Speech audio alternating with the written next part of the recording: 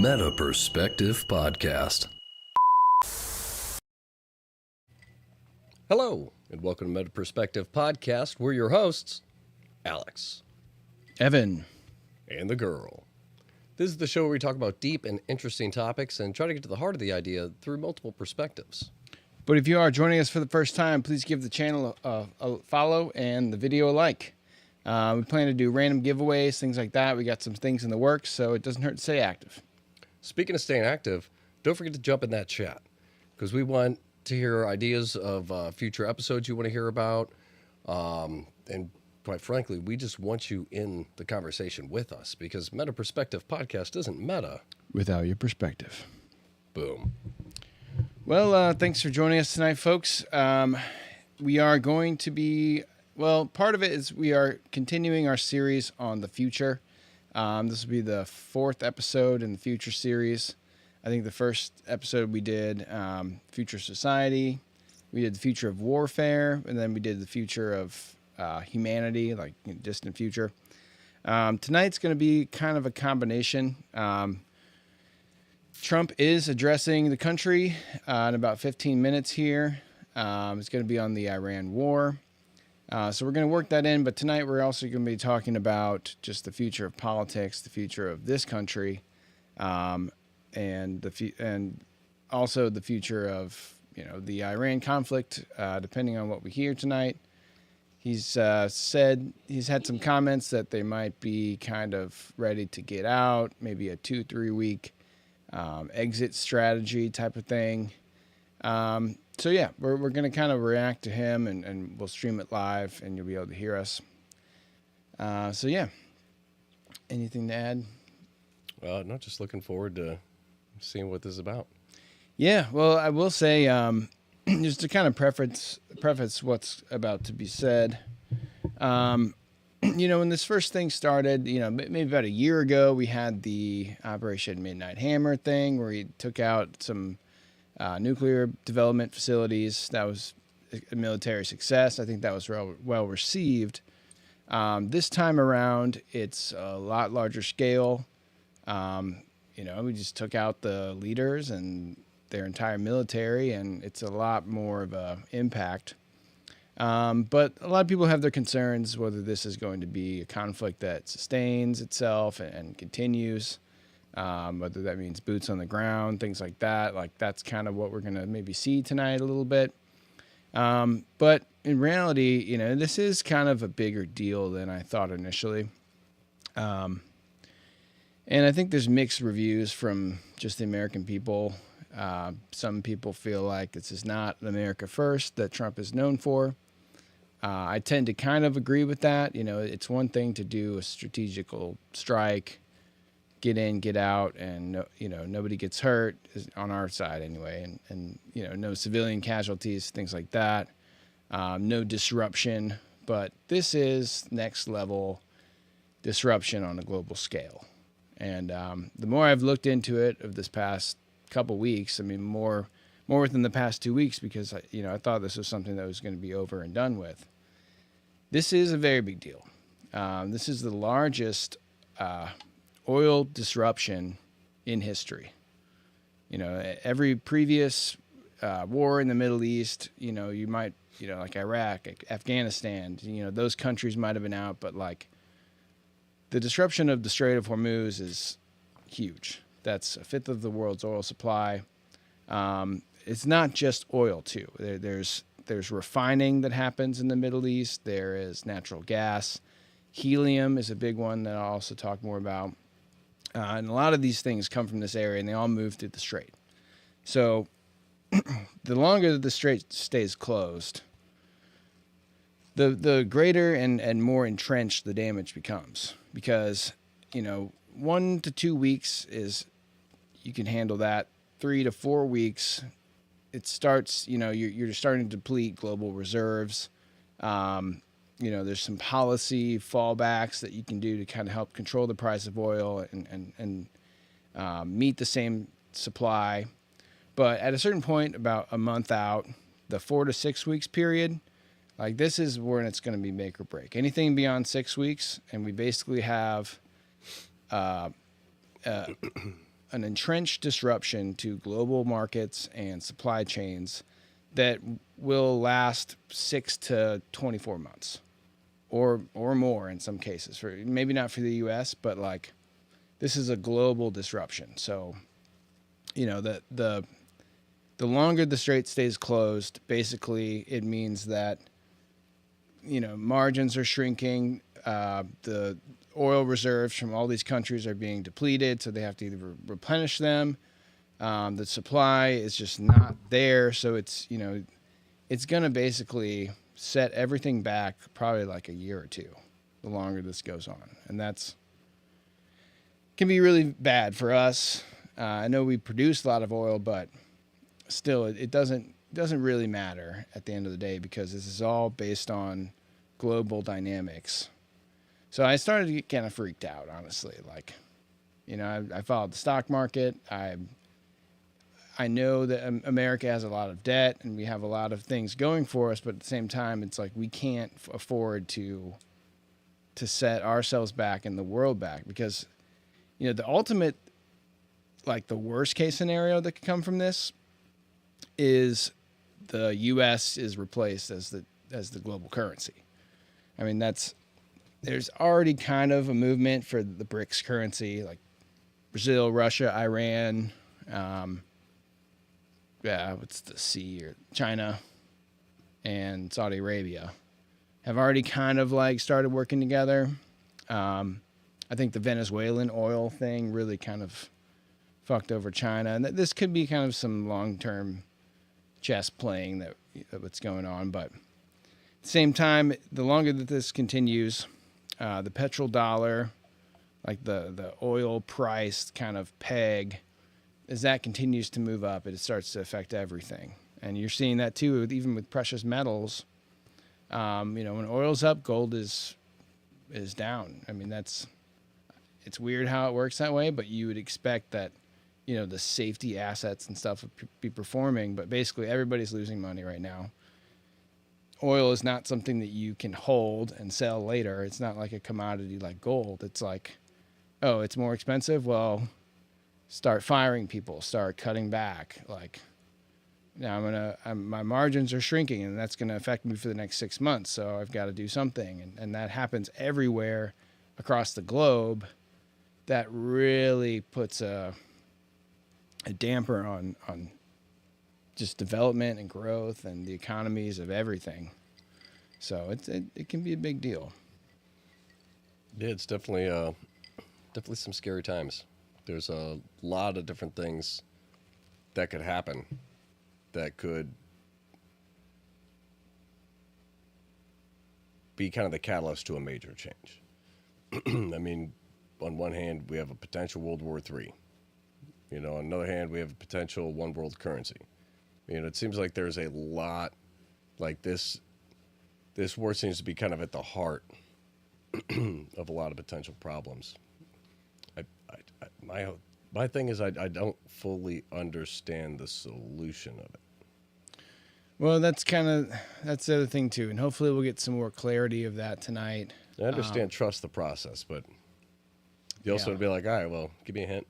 Well, you know, to kind of get to the greater discussion of tonight, other than the Trump address, like this affects the politics in the short term because, you know, like we're open about, you know, we're more conservative than not, and we supported Trump. You know, like the reason I supported Trump was because I felt that he was the only person who could deliver the true reform that no other politician is able to or willing to go to, because they came up through this political system and they've got all these ties and roots. And, you know, if any other politician starts talking about like, hey, let's get rid of the Federal Reserve, let's apply tariffs to make up for the taxes that Americans pay, and let's get rid of the central bank, nobody is going to do that but Trump. Yeah. And if it doesn't happen now, it may never happen again, you know? And that's also why I voted for him, along with the fact that during the time, you know, I'm looking at past presidents, you know, that I voted for. I'm just like, what is really going on? Like, I'm thinking there's going to be major change. But it's like I'm not seeing a lot. Then I started really looking, and it's like, okay, you have Obama and Mitt Romney. So I did some research, went on Google. I said, what are their top 10 donors? And they had 6 of the same. Out of 10 donors, 6 of their top 10 donors were on both sides. And all 6 of those same were all World Banks. It's JP Morgan, Goldman Sachs. I mean, it's all World Banks. So I'm like, okay, the World Banks are funding who's going to be our president. And I was like, this is shady. Then Obama comes out and he's like, I'm gonna make a whole big thing. We're gonna do Obamacare. And then Romney's like, well, I have Romney Care. And I'm like, okay, so you're both funded by the same people, and they're World Banks, people that we're against, really, more or less. Well, they're debtors. They're not for us. Yeah, we get the debt from them. Yeah, so it's like, so they're the ones who chose who our presidents are going to be and gave us 2 options by the same group. So that means no matter what they do, it's going to be the same. It's Obamacare, Romney Care. I'm like, okay, all of this is fake. Yeah. When Trump started running, I looked up his top 10 donors, and I didn't recognize a single name on there. They seemed like smaller companies, like no World Banks, none of these people. Mike Liddell, my donation. You're going to love my donation. But that's what was so weird to me is I'm looking at the stuff and I'm like, so these giant power structures of the world are not supporting him. But everything he's saying is stuff that everybody wants to hear, you know? So when I saw that, you know, that these power structures are using media to just constantly attack him, I was like, okay, so they don't want him to be. We have another half of the country that is just like, we hate him. So I was like, he is the safest option because if he does anything crazy, he could be impeached. At the time, it was Hillary. And I was like, first woman president, nobody's going to impeach her. You know what I mean? Yeah. I was like, there's going to be a stigma around the first woman president. Well, that kind of... But with Trump, there's an option to get him out. That's my only thing. With Hillary or any of these other people, it's like, I don't see America getting around to get him out. Yeah. But with Trump, if he makes a mistake, they're going to try to get him out. So I was like, at least we're not stuck with somebody if they start to destroy things. Yeah. That was kind of my mentality. Was Do I have a booger?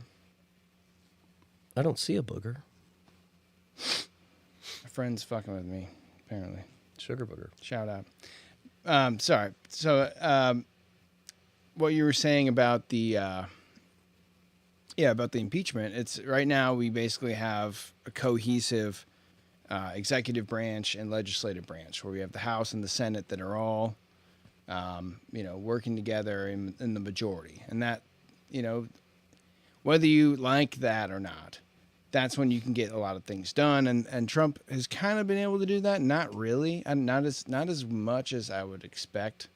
He's done a lot of executive orders, which I don't love, but like this tariff stuff, these things that are being challenged by the courts, like he needs to use Congress to solidify that, because I think that they'd be on board with that. And then when people see that it works, then it could last beyond this term.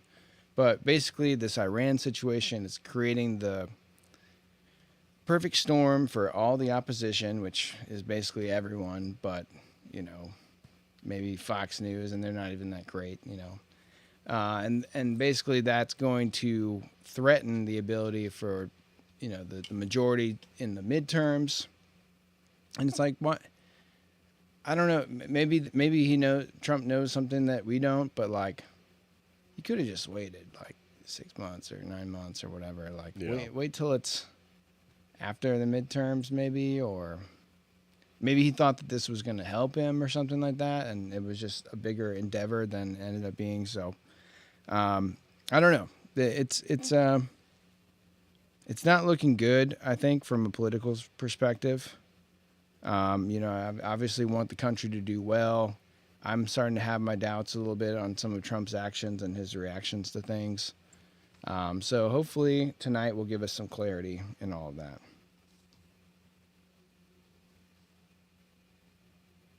Yeah, my friend was fucking me. He's just trying to get me to wipe my nose on camera.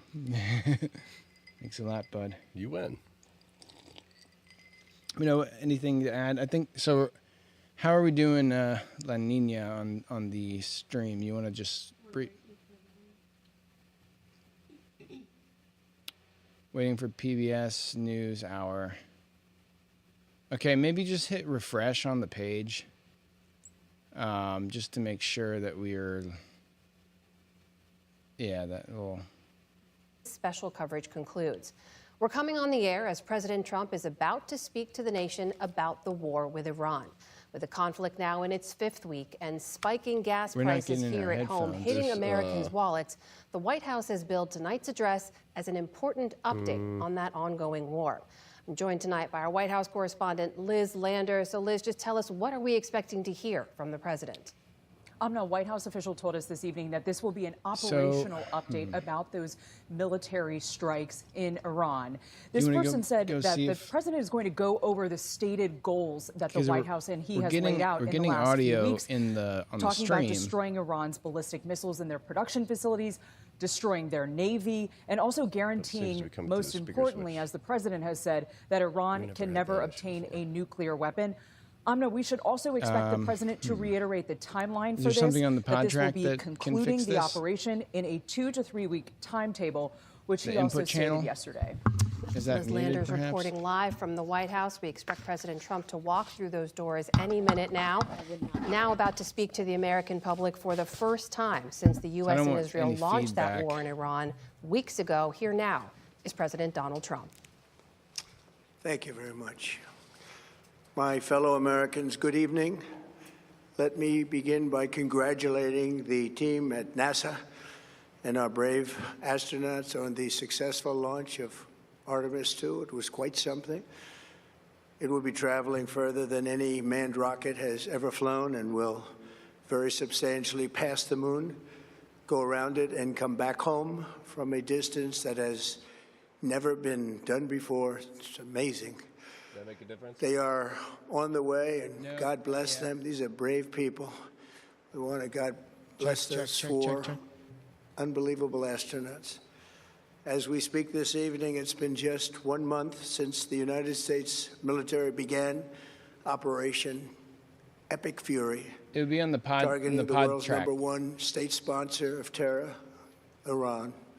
Yeah, In these past 4 weeks, our armed forces have delivered swift, decisive, overwhelming victories on the battlefield.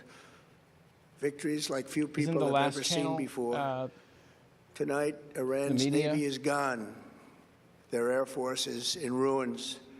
Their leaders, Is it on in our headphones, the yellow button? terrorist regime they led, are now dead. Their command and control of the Islamic Revolutionary Guard Corps is being decimated as we speak. Their ability to launch missiles and drones is dramatically curtailed, and their weapons, factories, and rocket launchers are being blown to pieces. Very few of them left. Never in the history of warfare has an enemy suffered such clear and devastating large-scale losses in a matter of weeks. Our enemies are losing in America, as it has been for 5 years under my presidency, is winning, and now winning bigger than ever before. Before discussing this current situation, I also want to thank our troops for the masterful job they did in taking the country of Venezuela in a matter of minutes. That hit was quick, lethal, violent, and respected by everyone all over the world. After rebuilding our military during my first term, we have by far the strongest military anywhere in the world. And now we're working along with Venezuela and are, in a true sense, joint venture partners. We're getting along incredibly well in the production and sale of massive amounts of oil and gas, the second largest reserves on Earth after the United States of America. We're now totally independent of the Middle East, and yet we are there to help. We don't have to be there. We don't need their oil. We don't need anything they have, but we're there to help our allies.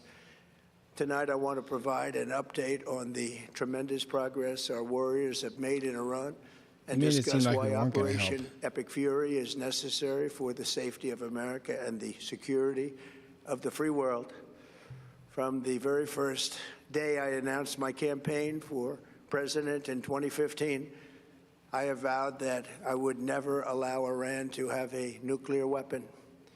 This fanatical regime has been chanting death to America, death to Israel for 47 years. Their proxies were behind the murder of 241 Americans in the Marine barracks bombing in Beirut, the slaughter of hundreds of our service members with roadside bombs. They were involved in the attack on the USS Cole, and they carried out the countless other heinous acts, including the just horrible, bloody atrocities of October 7th in Israel, something that most people have never seen anything like it. This murderous regime also recently killed 45,000 of their own people who were protesting in Iran. 45,000 dead. For these terrorists to have nuclear weapons would be an intolerable threat. It's all good. The most violent and thuggish regime on earth would be free to carry out their campaigns of terror, coercion, conquest, and mass murder from behind a nuclear shield. I will never let that happen, and neither should any of our past presidents. This situation has been going on for 47 years and should have been handled long before I arrived in office. I did many things during my 2 terms in office to stop the quest for nuclear weapons by Iran first, and perhaps most importantly, I killed General Qasem Soleimani in my first term. He died like a dog. He was an evil genius, brilliant person, a horrible human being, however, He's an the evil father genius? of the roadside bomb. And he lived just horrible, what he did. Iran would have been perhaps in far better, stronger position. Had he lived, we would have had probably a different conversation tonight. But you know what? We'd still be winning and winning big. And then, very importantly, I terminated Barack Hussein Obama's Iran nuclear deal, a disaster. Obama gave them $1.7 billion in cash, green cash. Took it out of banks from Virginia, D.C., and Maryland, all the cash they had. Flew it by airplanes in an attempt to buy their respect and loyalty, but it didn't work. They laughed at our president and went on with their mission to have a nuclear bomb. His Iran deal would have led to a colossal arsenal of massive nuclear weapons for Iran, and they would have had them years ago, and they would have used them. It would have been a different world. There would have been no Middle East and no Israel right now, in my opinion, the opinion of a lot of great experts.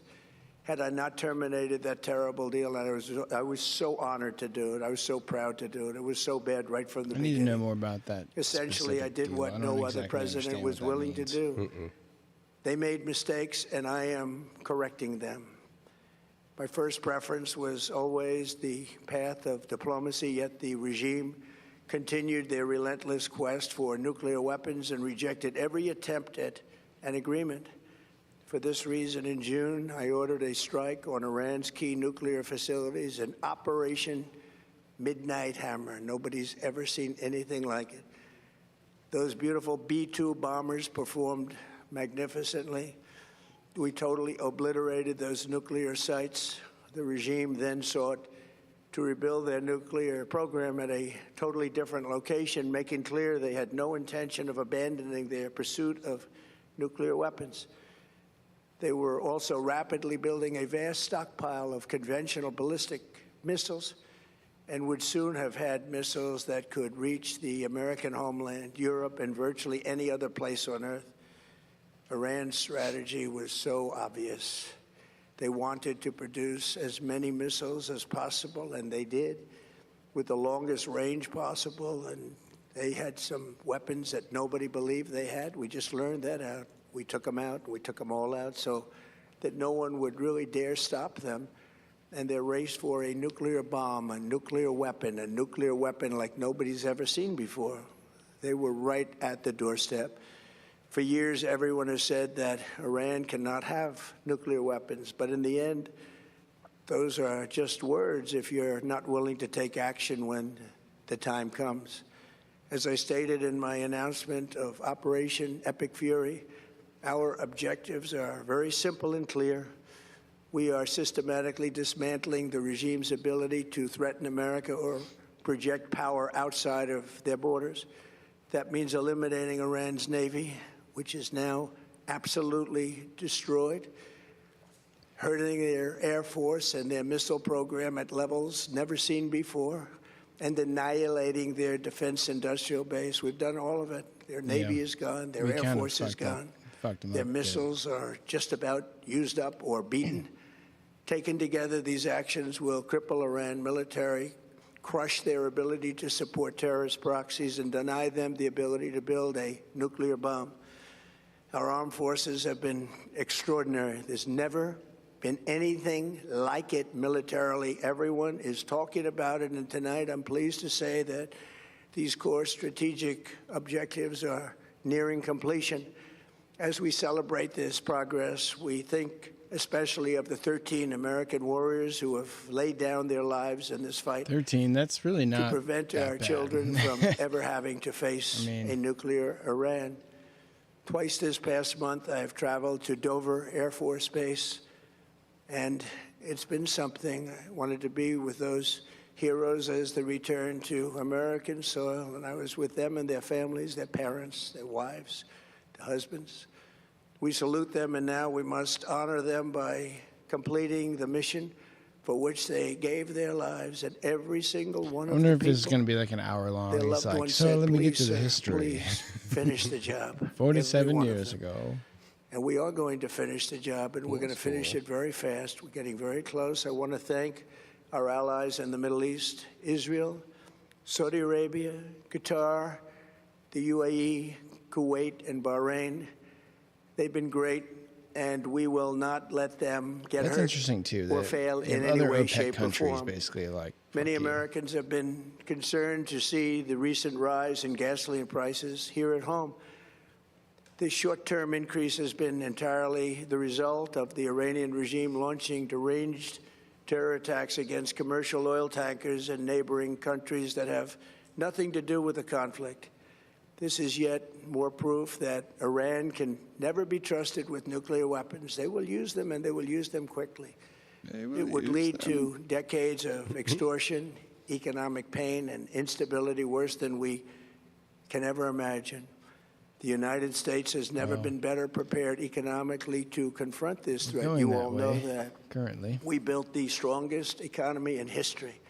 We're going through it right now, the strongest in history. In 1 year, we've taken a dead and crippled country. I hate to say that, but we were a dead and crippled country after the last administration and made it the hottest country anywhere in the world by far with no inflation. He always says that. Record-setting investments coming into the United States, over $18 trillion, and the highest stock market ever with 53 all-time record highs in just 1 year. It all positioned us to get rid of a cancer that has long simmered. It's known as the nuclear Iran, and they didn't know what was coming. They've never imagined it. Remember, because of our Drill Baby Drill program, America has plenty of gas. We have so much gas. Under my leadership, we're #1 producer of oil and gas on the planet without even discussing the millions of barrels that we're getting from Venezuela. Because of the Trump administration's policies, we produce more oil and gas than Saudi Arabia and Russia combined. Think of that, Saudi Arabia and Russia combined. And that number will soon be substantially higher than that. There's no country like us anywhere in the world. It's also part of the strategy is to produce more to drive down the price. The United States imports almost no oil through the Hormuz Strait and won't be taking any in the future. We don't need it. We haven't needed it, and we don't need it.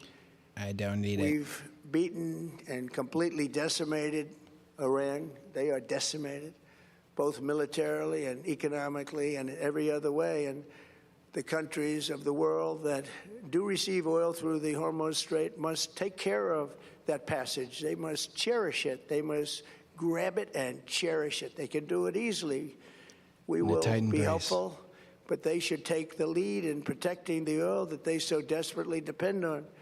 So to those countries that can't get fuel, many of which refuse to get involved in the decapitation of Iran, we had to do it ourselves. I have a suggestion. Number one, buy oil from the United States of America. We have plenty. We have so much. And number two, build up some delayed courage. Should have done it before. Should have done it with us, as we asked. Go to the Strait and just take it, protect it, use it for yourselves. Iran has been essentially decimated.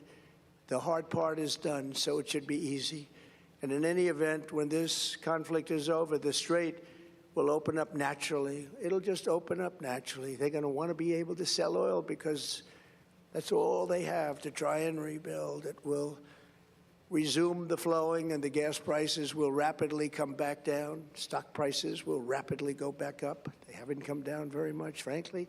They came down a little bit, but they've had some very good days over the last couple of days. He does watch the stock market. We've done actually much better than I thought, but we had to take that little journey to Iran to get rid of this horrible threat. With our historic tax cuts, where people are just now talking about receiving larger refunds than they ever thought possible. They are getting so much more money than they thought. That's from the great, big, beautiful bill.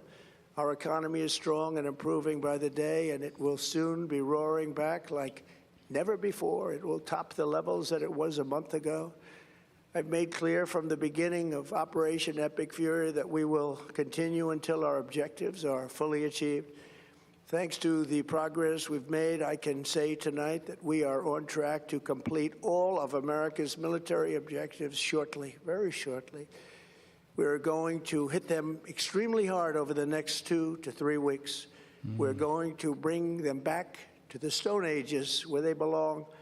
In the meantime, discussions are ongoing. Regime change was not our goal. We never said regime change, but regime change has occurred because of all of their original leaders. This is following a lot of his Truth Social posts. The new group is less radical and much more reasonable. Yet if during this period of time no deal is made, we have our eyes on key targets. If there is no deal, we are going to hit each and every one of their electric generating plants very hard and probably simultaneously.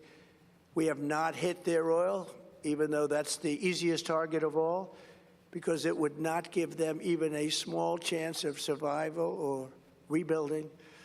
But we could hit it, and it would be gone, and there's not a thing they could do about it. They have no anti-aircraft equipment. Their radar is 100% annihilated. We are unstoppable as a military force. The nuclear sites that we obliterated with the B-2 bombers have been hit so hard that it would take months to get near the nuclear dust, and we have it under intense satellite surveillance and control. If we see them make a move, even a move for it, we'll hit them with missiles very hard again. We have all the cards, they have none. It's very important that we keep this conflict in perspective. American involvement in Strait's World a pretty War big card. Lasted 1 year, 7 months, and 5 days. World War II lasted for 3 years, 8 months, and 25 days. The Korean War lasted for 3 years, 1 month, and 2 days. The Vietnam War lasted for 19 years, 5 months, and 29 days. Iraq went on for 8 years, 8 months, and 28 days. We are in this military operation so powerful, so brilliant against one of the most powerful countries for 32 days. And the country has been eviscerated and essentially is really no longer a threat. They were the bully of the Middle East, but they're the bully no longer. This is a true investment in your children and your grandchildren's future. The whole world is watching, and they can't leave the power, strength, and brilliance. They just can't believe what they're seeing. They leave it to your imagination, but they can't believe what they're seeing, the brilliance of the United States military. Tonight, every American can look forward to a day when we are finally free from the wickedness of Iranian aggression and the specter of nuclear blackmail. Because of the actions we have taken, we are on the cusp of ending Iran's sinister threat to America and the world. And I'll tell you, the world is watching. And when we do, when it's all over, the United States will be safer, stronger, more prosperous, and greater than it has ever been before. May God bless the men and women of the United States Armed Forces, and may God bless the United States of America. Is that it? Thank you very much, and good night. No. Exit strategy. That was President Donald Trump there addressing Where's the the nation aliens? for the first time since the U.S. and Israel launched that war in Iran over 30 days ago, saying tremendous. I was told that there would be a 2-3 week timeline and details about that timeline. It's not really what we got. It's interesting. Yeah, so I've been following this the past week pretty in depth, and basically a lot of what he said he had put into Truth Social posts, and we can kind of break out some of that. But what was that about? It was about 15 minutes, 20 minutes or so. Pretty short. I wasn't sure if it was going to last for an hour or not. Really wish he would have gotten to some concrete, steps. Apparently, he said that Iran wants a ceasefire, but he said he's not going to do a ceasefire until the Straits opened. Totally free. Right now, Iran has has kind of opened the Strait for a lot of things that follow their rules. Still mad at the U.S. But yeah, I mean, it's interesting. I'm starting to kind of think that either Trump is trying to save face. He thought this was going to be over a lot quicker, or maybe easier, and then the Strait wasn't going to be as big of a deal. Because basically what he's saying is, we took out a lot of their stuff. There's still kind of guerrilla units and insurgents that are fighting back and launching drones and missile strikes on these tankers, which is a big deal. But, I mean, it sounds like he's kind of, because, okay. Yeah, we don't necessarily use the Strait, but the Strait it goes into the global oil supply, and that functions, that factors into the whole picture of this. So to say that we don't really use it, it's kind of misleading, because it doesn't matter if we use it or not. This is the globe. This is oil supply chains that go around the world. So you've got, all our allies in Europe and stuff like that. It's just causing disruption, and that's not good for us either. We can't just replace what's not shipping through there. We can't. It doesn't really. At the end of the day, there's a lot of refining and processes that happen in the Middle East, and then it gets shipped. It's not just the pure crude oil, and we do some of that, but it's there's a benefit to having that Strait open and all those things happening. It kind of sounds like maybe this is coming back to the dig at NATO and pay your fair share kind of thing. Okay, yeah, we did the hard part. Now, if you guys want the oil, you use all that money that you said you were going to pay and go take it back. And to me, it's it's kind of a power play, but at the same time, it's also kind of not a justification, but it's we're going to pull out because it was worse than we thought, but you guys can take it. This is all part of the plan. And it's I don't know. So I don't know. I have mixed feelings about that. I'm not sure how people are going to react to it. He didn't really say anything concrete. Yeah. I mean, it does sound like, he said we're not interested in regime change.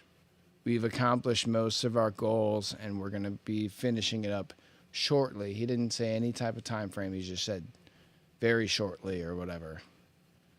America's the hottest country. Let's just be like tomorrow. That would be great, honestly. Let me use it real quick.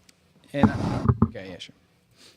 So I don't know if what I'm trying to digest all of this. So if the U.S. just straight up pulls out,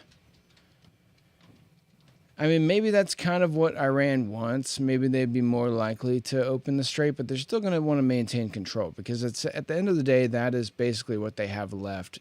And you know, he was like, they have no cards to play. Well, it's like, well, the Strait of Hormuz is, you know, for lack of a better term, that is their trump card.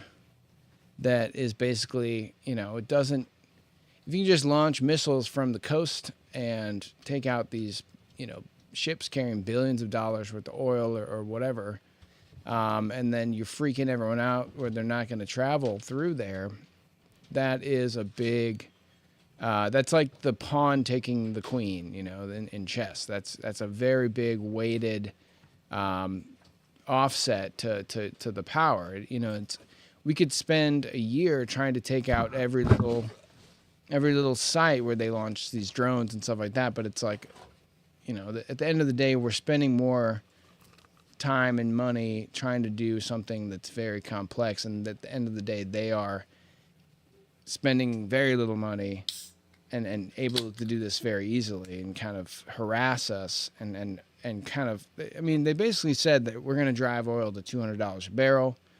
It's around it's oscillated between, like, you know, 90 and 100. It's gone above that, you know, the past 2 weeks. So they're basically like, we've been fucked.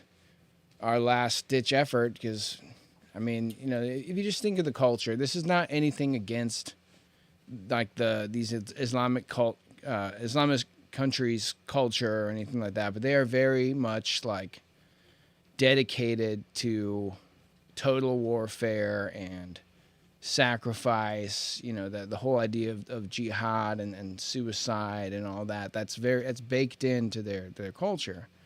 Whether that's right or wrong, you know, I'm not making a judgment on that, but that's like where they're at. It's like, oh, you're going to hit us, or we're going to have a vendetta against you, and we're going to, at our detriment, we're going to come back after you. So, you know, it's a very different type of enemy. We saw that with the Iraq wars and going into Afghanistan and Iraq and this like kind of guerrilla warfare stuff and a lot of intelligence. It was just very messy and prolonged, and it didn't really go anywhere. There's no clear objective, you know, like as opposed to Russia, Ukraine, like we're going to take this region where, you know, this is our front. These are our forces, you know, we're going to do attacks here and there, and the lines are moving. Like, that's kind of old school land warfare. But the Middle East doesn't fight like that. It's not really, you know, they have resources. They have oil. They have these things. And Trump was talking about, you know, we're going to hit their energy facilities and all that, which, you know, kind of also pushes toward the Iranian people to kind of rise up. I think that's what he was hoping would happen, you know, sooner, and maybe it is still happening. But I guess to double back on that, it's like, you know, there's not an easy, clear objective at this point, because we've blown up all their shit, we've killed their leaders, and now it's either stay and help facilitate the transition to like the next Iranian, you know, political structure, whatever that is, or, you know, we pull out and it kind of creates a vacuum. I'm sure that there's people that are kind of, you know, within their structure of, you know, politics or whatever, like the next sultan or however they do their shit. I'm sure that there's people in line, and they might just be the same thing again. You know, he spent a lot of time talking about the nuclear weapons and all that, and I get that from like a long-term strategic perspective. Maybe that did need to happen. I mean, apparently they were trying to develop nuclear weapons, and they could destabilize the whole region. I get that, but he spent a lot of time talking about that. We all kind of get that. you did that a year ago for the most part. Now you went a step further, and you didn't really acknowledge that. We didn't just take out their nuclear facility. We took out their leaders. And that's a very taboo way to fight war nowadays. At least in the West. I mean, that's something that I would expect Iran to do. Like these kind of Eastern countries, with these total war mentality. That's the type of thing that they would, I would say, more likely to do than a Western country. Because when you do that, you eliminate the need or you eliminate the ability to negotiate from you get something, I get something kind of way. And I think at this point, Iran's just holding out like we're just going to hold the straight and fuck the U.S. and all this. They're probably not being as upfront about how decimated they are. But, to attack the leader, that's like a very... people don't do that because they don't want their leaders to be attacked. That's not, maybe that goes back to like the Revolutionary War. We're going to stand in a field and in lines and shoot each other, and you don't shoot the officers and all this stuff. Like, yeah, I get it. There's rules, but I don't know. We're kind of created, we just kind of put a wrecking ball through the house, and then now we're going to pack up and leave. It just doesn't seem like that's really. I don't think that's what he wanted to do. What wanted to happen. And I'm still not sure how this is going to play out. Well, what are your thoughts on everything? I mean, it did seem very ambiguous. Like you said, there's nothing concrete, so it's kind of hard to fully assess where we are. Which was weird too. Sorry, not to interrupt you, but he made this he was like, I'm going to address the nation. And apparently the UK and Australia were also supposed to be in on this simultaneously. I don't know if they're doing it in their countries at the same time. I think maybe Australia did it this morning because it's like the time difference is so fucking spread out. But yeah, it wasn't consequential. Like, why address? I mean, I get that you need to address everyone's concerns and give people assurance, but like, it made it seem like there was going to be, okay, here's the plan. Yeah, it was not really like that. So yeah. I don't know. It seemed like it was hyped up a lot more than what I expected to get out of it. Yeah, it almost, like, I hate to say this, but it almost reminded me of like, authoritarian country propaganda. Like I'm sure that's the kind of shit that Putin does when he's not doing so well in Ukraine. He's like, we made a lot of good progress, and we hit them hard when it counts, and it'll be over soon. Yes, our objectives are being completed. It's like, okay, well, okay, but what? About how? But who? When? Yeah. Yeah, there's a lot missing, it seemed like. Kind of like you were saying, it seemed like he was talking around other points, sort of.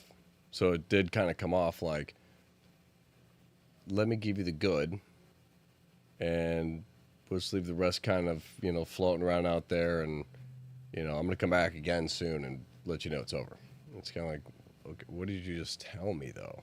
Yeah. Like, what did I hear that I haven't seen online? Right, and that's what I'm saying. It's like, is basically his Truth Social posts. He's like, just in case you haven't heard it yet, I post this on my Truth Social. You should follow me. But in case you haven't heard it, Iran's been completely decimated, terribly decimated.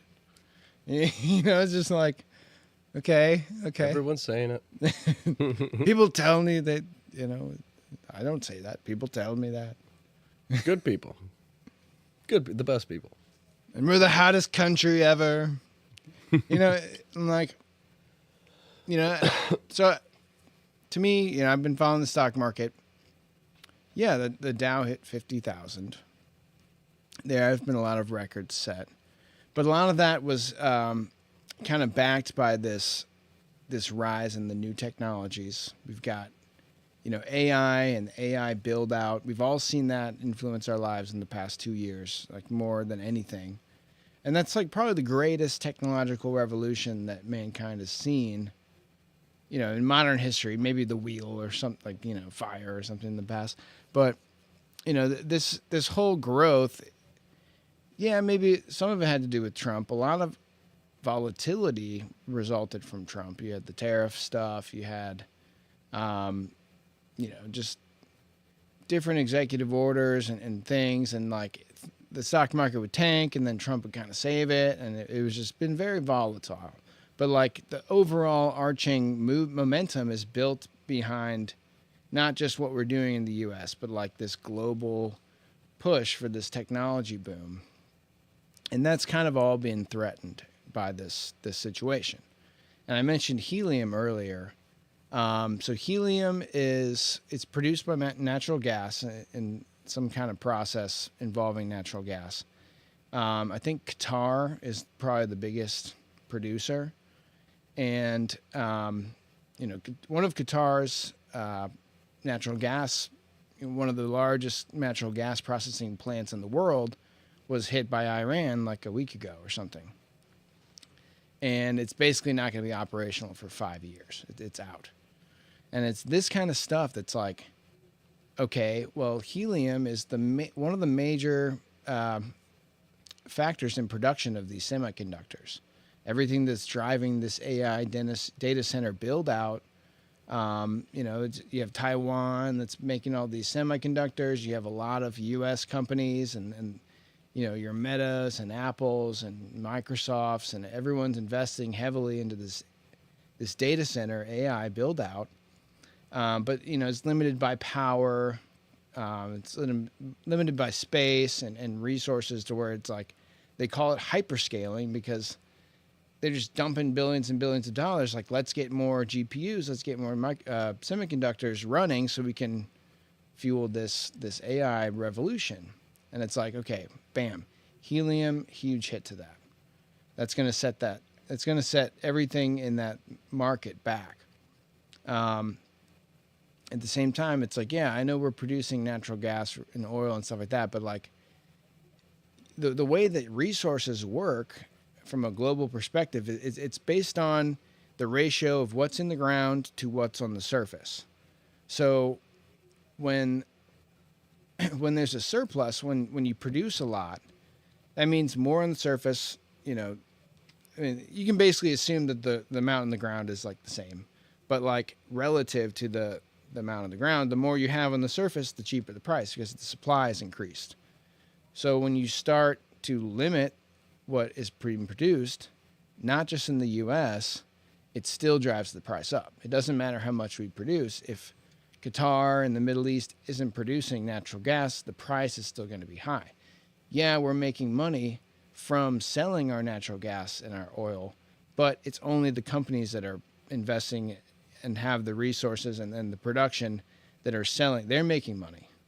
But the American people and your every average day consumer and business owner still have to fill their truck with diesel, still has to heat their home with gas and all this stuff. So it doesn't actually benefit our country as much as kind of Trump made it seem, just buy from us. It's like, well, yeah, but you're still paying a high amount. Yeah. And that's the thing. It's like the more we produce, the lower the price has to be in the Middle East. So it doesn't matter where the oil comes from, what's in your tank.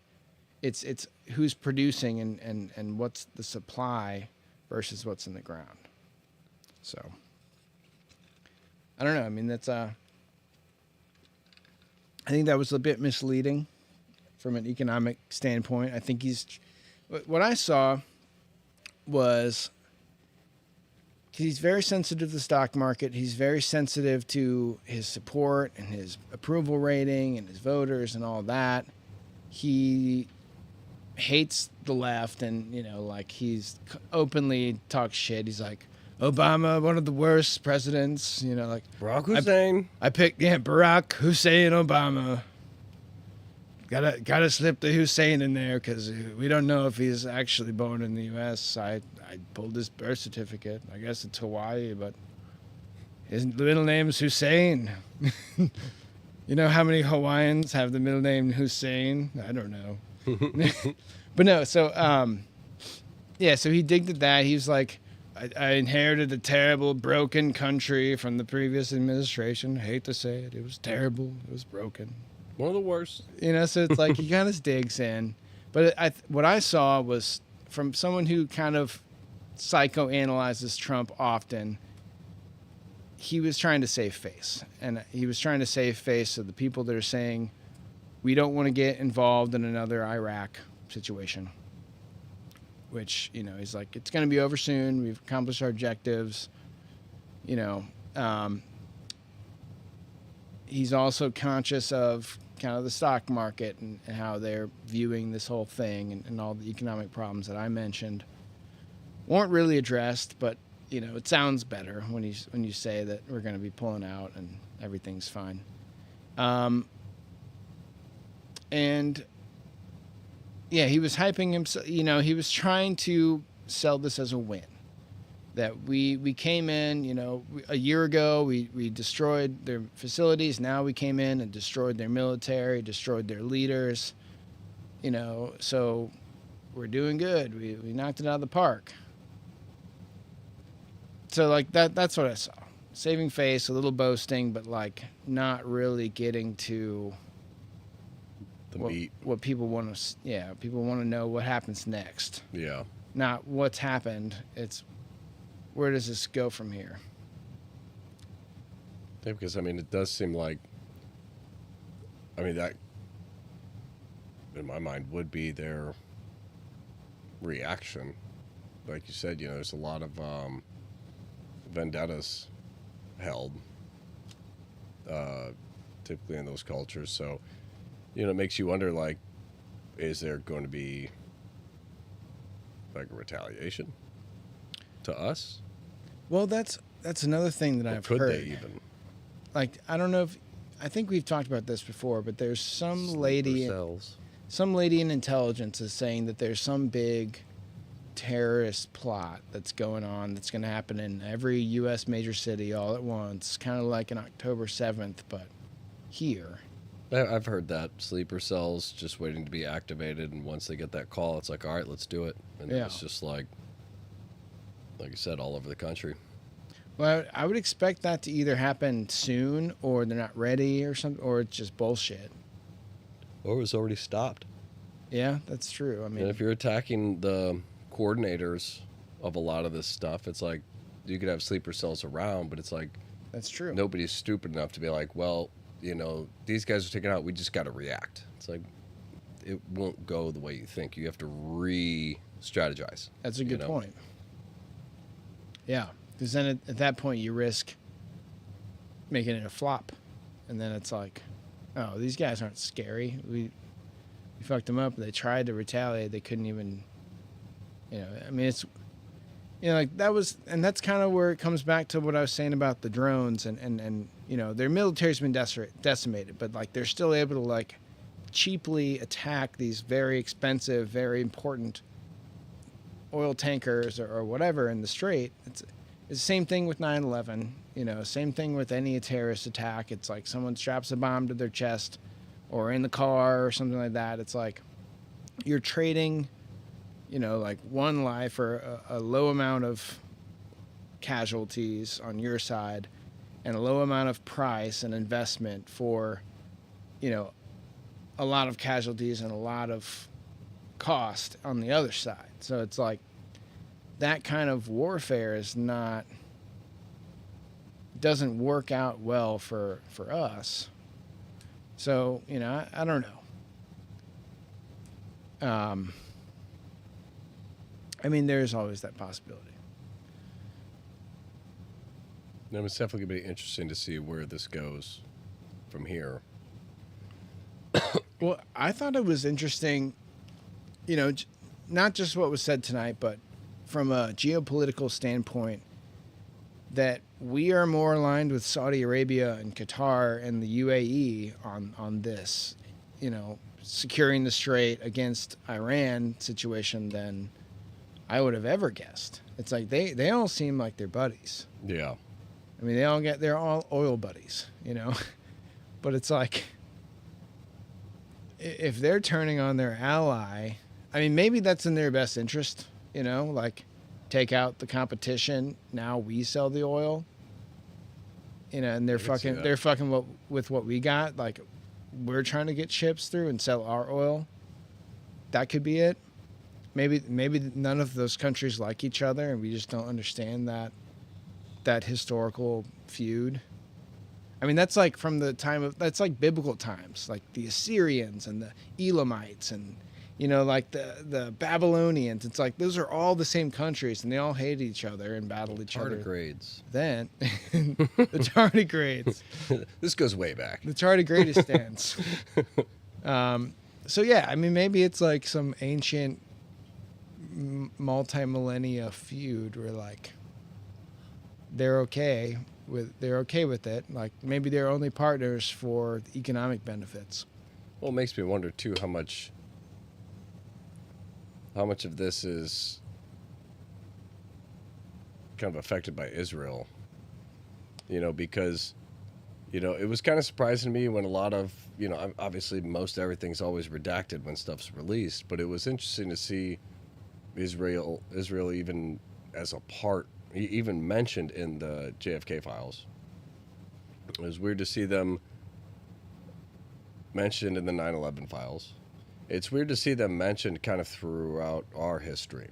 And then now the big thing with them, if you're looking with Israel's things, it's like, well, we want to reclaim the land for the Jewish people, which would be kind of realistically about the entire Middle East. Yeah. So it just makes you wonder, when you see Israel having so much influence here, the media's real weird about it. Like, it just makes me wonder, like, when Trump's coming out saying, I'm going to release the Epstein files, and then all of a sudden there are no files, just shut up, we're going to go attack Iran. And it's like, the whole thing makes you wonder, how much influence is coming from what directions, because this seemed a little out of character for Trump.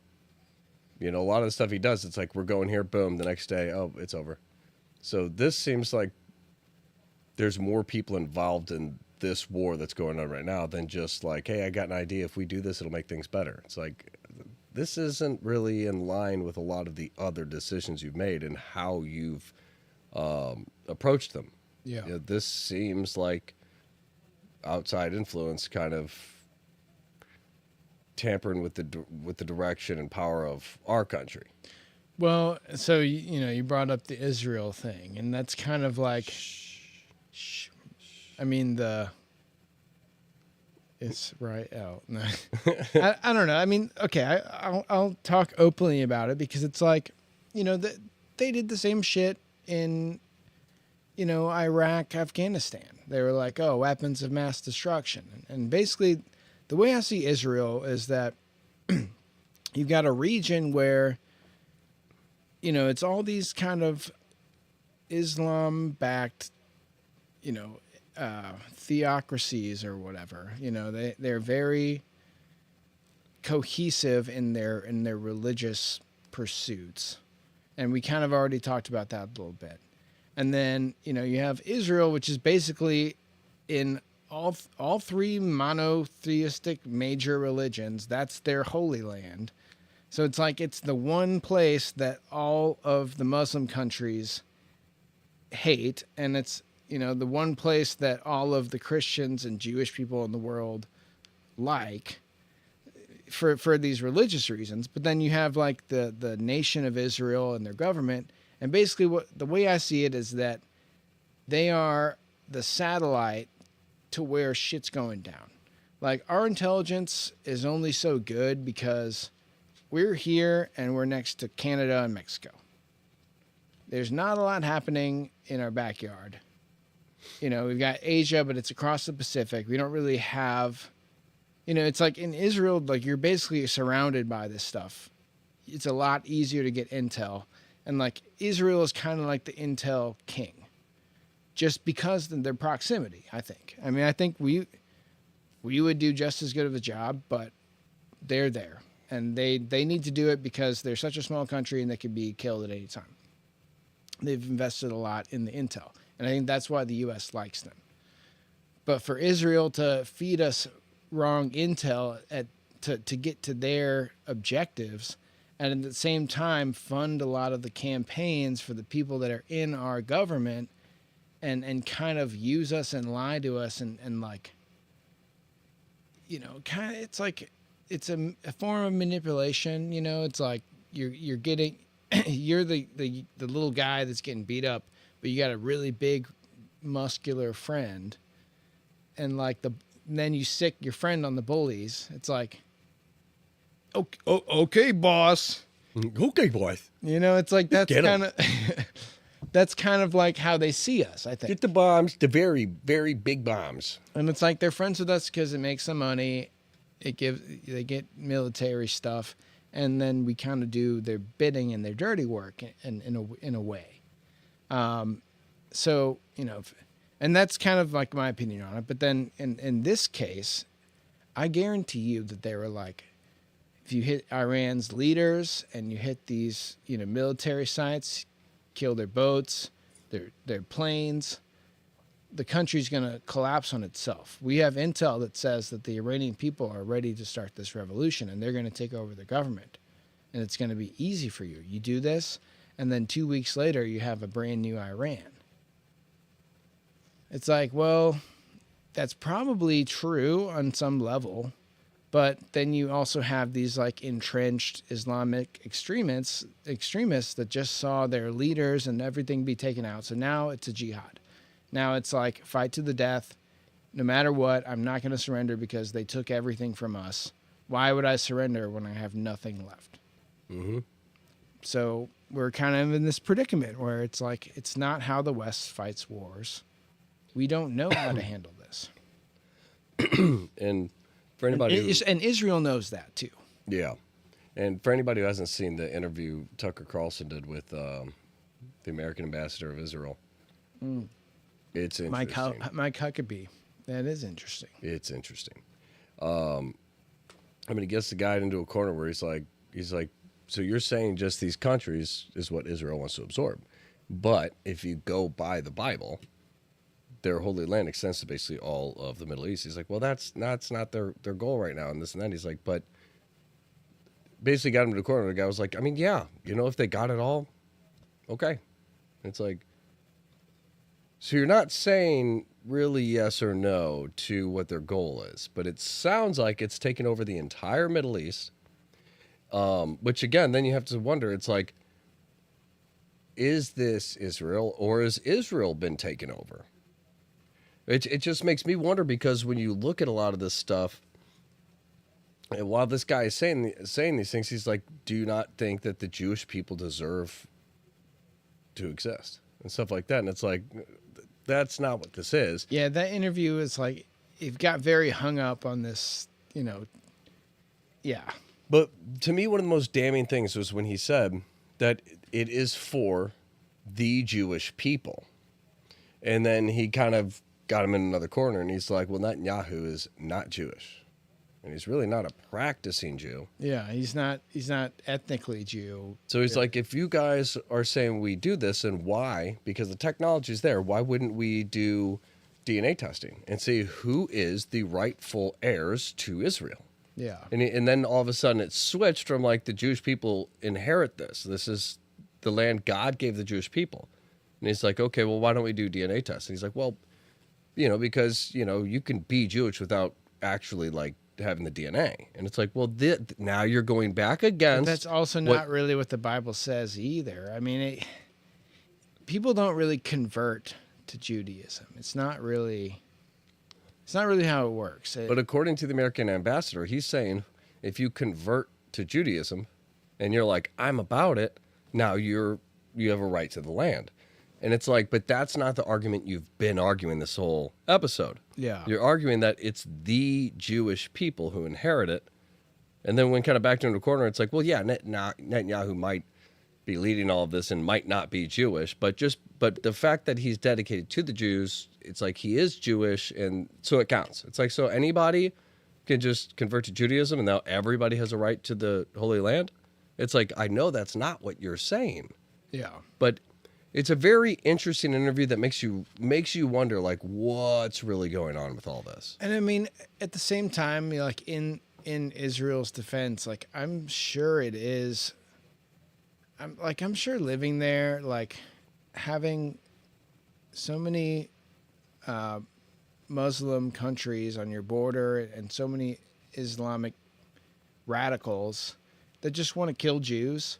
Yeah, like just move to Hollywood where it's safe. But you know what I mean? Like I get that you're probably on like, I don't know, like DEFCON 2 or whatever the scale is. You're probably like code yellow or orange like all the time because all of a sudden some guy walks in and then the whole place explodes. It's like you could deal with that every single day unless you do something about it. So I get it. You know, like that makes sense to me, but like, you know, while I feel like I have more in common with Jewish Israel than Islamic Iran culturally, I also don't want our country to be wrapped up in this crap because that's what drains the dollars. That's what wastes our time and our lives and it's just like, you know, that's Afghanistan and Iraq all over again. There's no winning this shit. It doesn't benefit us. The only thing that really benefits us about the Middle East is the resources. And if we, I mean, in a cynical way, yes. But if we take out, you know, it's like if we're struggling and we took out their nuclear stuff and we did all this military stuff or then why wouldn't we go in? Democracy like why wouldn't we go in? One, why wouldn't we collect what's essentially ours? If we won the fight, why aren't we picking their pockets? Like, well, I mean, that's you know, that's not a bad. I guess I was going to say like it's hurting us because it's hurting the oil supply. Like, why would we be doing this? Because actually, you know, you take out their nuclear facilities and then that's it. I get that if that's your objective, but it's like anything more than that is like it's only hurting us to continue. But yeah, like your point was good too. It's like, you know, why not? If you've taken so much loss, why not recoup some of it from an area that you've decimated? You know, it's like, you know, you got some dude, he's got $250,000 of chains on, and you spent 10 grand on this gun and like all this stuff. You're $50,000 wrapped up, and you take the guy out. Why leave the jewelry? It's not, that person's not capable of really using it right now. Yeah. And it's going to go somewhere. So why wouldn't you be the one who took him out? Why wouldn't you be the one to collect? It just, for how much money we've spent and how this does seem to have a little setback for, you know, globally, it's like, why wouldn't you try to at least get your country ahead by trying to, you know, even with their militaries, you take out their militaries. You're telling me there's nothing there that we can collect, that we can get? There's no money stockpiles that they won't need anymore. There's no ways for us to kind of recoup some of the money we spent for that war. I mean, I don't know if this is like in the car. I mean, that's a really good point because it seems like every time we go somewhere, we either just wasted a bunch of money or we leave them shit. Well, that's kind of yeah, right. It's like, why aren't we taking shit? We keep leaving stuff. Like, we're over there. Let's grab some of those helicopters back. Right. Yeah. Why just? Yeah. Well, that's a whole nother discussion. But I mean, we kind of did that in Venezuela, though. It was nice. We took out the government. That's what the people wanted. They supported it. Now we have kind of worked our way into their oil and their mineral rights. What was the other country that happened? But like you said, Middle East, I mean, there are tons of resources. So it just makes you wonder. It's like, we don't have to take the country over, but why wouldn't we try to secure some assets? You know, some of these things that, again, might help balance what we did. Well, that's kind of like right now, Iran is charging like $1.2 million per tanker that's coming through as their toll. But it's like, who's to say that our strategy wouldn't be, as a negotiation tactic, hey, Iran, I know we bruised you pretty bad. I mean, the culture doesn't accept this kind of thing, but like if this were a Western country or any other country that's been beaten bad, hey, we beat you bad, we had our objectives, it's no hard feelings, but like we need this strait open. What if we controlled the strait and then we gave you the toll money? You let us open it, you let us secure it, and then you get paid as long as no one attacks. If someone attacks, then you don't get shit. I like it. And we retaliate. But like, if not, we're going to start helping fund your rebuild, allowing that this supply chain keeps flowing. I mean, that would be kind of like, they're not going to agree to that. They don't want that. But like, that would be a compromise. It would still involve military, U.S. military, we would still be involved in the region, but we would be benefiting. We continue the supply chain, and we actually help rebuild some of the infrastructure that we disrupted. That's a solution in my mind. What if he is just like doing this announcement and then he's just watching podcasts and he's like, oh, these are good ideas. I mean, and you gotta like that's what it was for. He's like, we'll leave it ambiguous so people could just speculate, and like we might get some good stuff out of the speculation. Well, that's the thing too. It's like with Trump, he's kind of easy to read on some level. He's harder to read on other levels, but like it's almost like, does he really think that, or is this like a deep fake kind of thing? Like you can't tell sometimes. But I know he listens to like kind of alternative media and like real, like the Joe Rogans and the Tucker Carlsons and these people opinions he does take into account, and he's at least listening. And I feel like the position that Trump is jumped in the chat right now. He's like, not yours though. We're like, damn, dude, come on. This podcast is terrible. The worst. You're no Tucker Carlson. But no, so like, so he's getting these influences. Joe Rogan wannabes. That he wants to kind of appeal to, and he wants to be that populist hero that we all kind of thought he was, and he still kind of is in a way, but he also has this side of him that's like huge ego, can't be bruised at all. Like he's gonna, it's a detriment to him. I think it's a detriment to the country. He's the kind of guy that'll go 100%, or at least twice as hard as any other politician might, like killing Iran's leaders on the first day. No one's ever fucking done that in our modern world. But at the same time, it's like he's got to defend his ego. He's got to defend everything he does because he has been attacked on every angle for the last 10 years. Yeah. It's gotten to his psyche. Here's a guy who's basically given up his status, and I mean he's achieved some level of status from this, and that's like maybe it's like a legacy historical thing for him. But he was like the cool Trump guy in the gold tower that everybody loved, and then all of a sudden he's the one that everybody hates and that everyone says all this stuff about, and it gets to him. So he gets angry, he does things irrationally, and he listens to the alternative media, but I think you have everyone else in Washington in his ear like, yeah, you should do this, like it'll be good for the Jews, or not in an offensive way. This is mocking like all these kind of like, yeah, people who are just trying to get him to, more war and all this other stuff. And it's like he's losing sight of his America First thing that he started. Yeah. I've got mixed feelings about it. Yeah, I think ever since the Epstein thing, where he suddenly pulled back, hopped off the camera, and you really didn't hear from him much anymore. You didn't see much of him. Ever since then, things have been kind of weird. The decisions he makes don't seem to be that America First. kind of foundation. I kind of know what you mean. It seems like something happened. I mean, if you look at every president we've been having, it definitely seems like there's large control over them.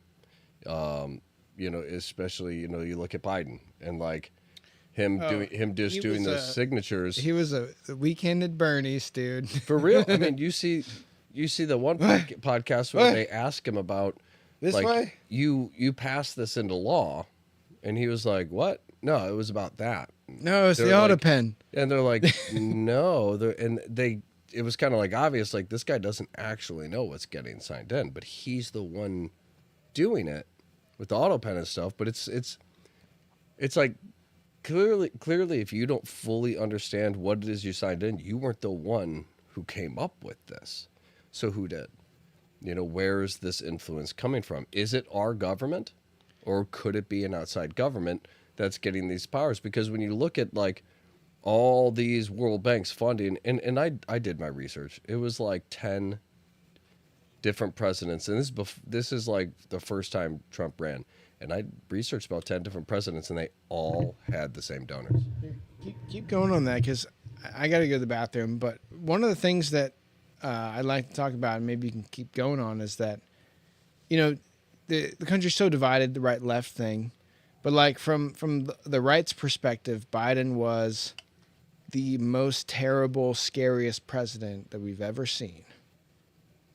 And from the left's perspective, Trump is the most terrible, scariest president we've ever seen. So what the fuck does that mean for what's coming next? You can kind of keep talking about how you were. I'm going to go pee, and then we can keep going. I mean, with the Trump thing, that's always my big argument is, okay, if Trump's out, then what? The whole time we had Biden, I mean, all I ever heard was people talking about Trump. And it gets to a point where it's like, okay, if Trump is not there anymore, do things get better? Or, it's just this idea of like Trump's this super powerful evil genius, while we've seen every other president sell us out.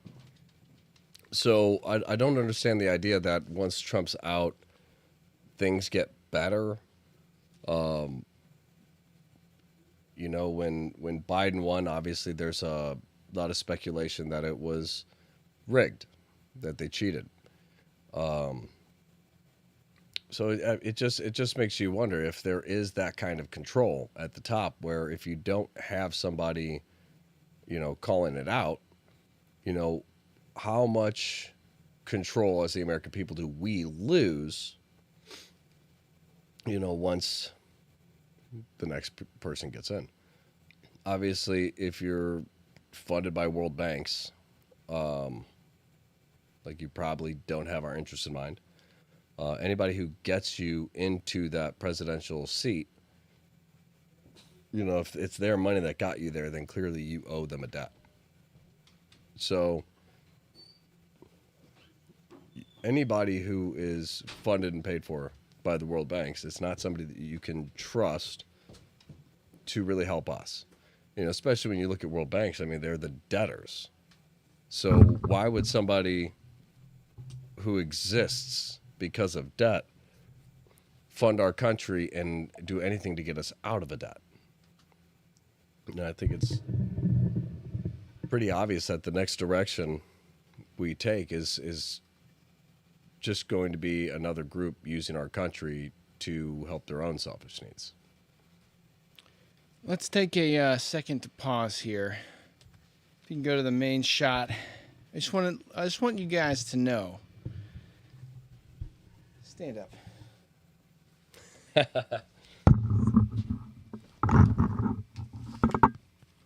Look at these coordinated tracksuits right here.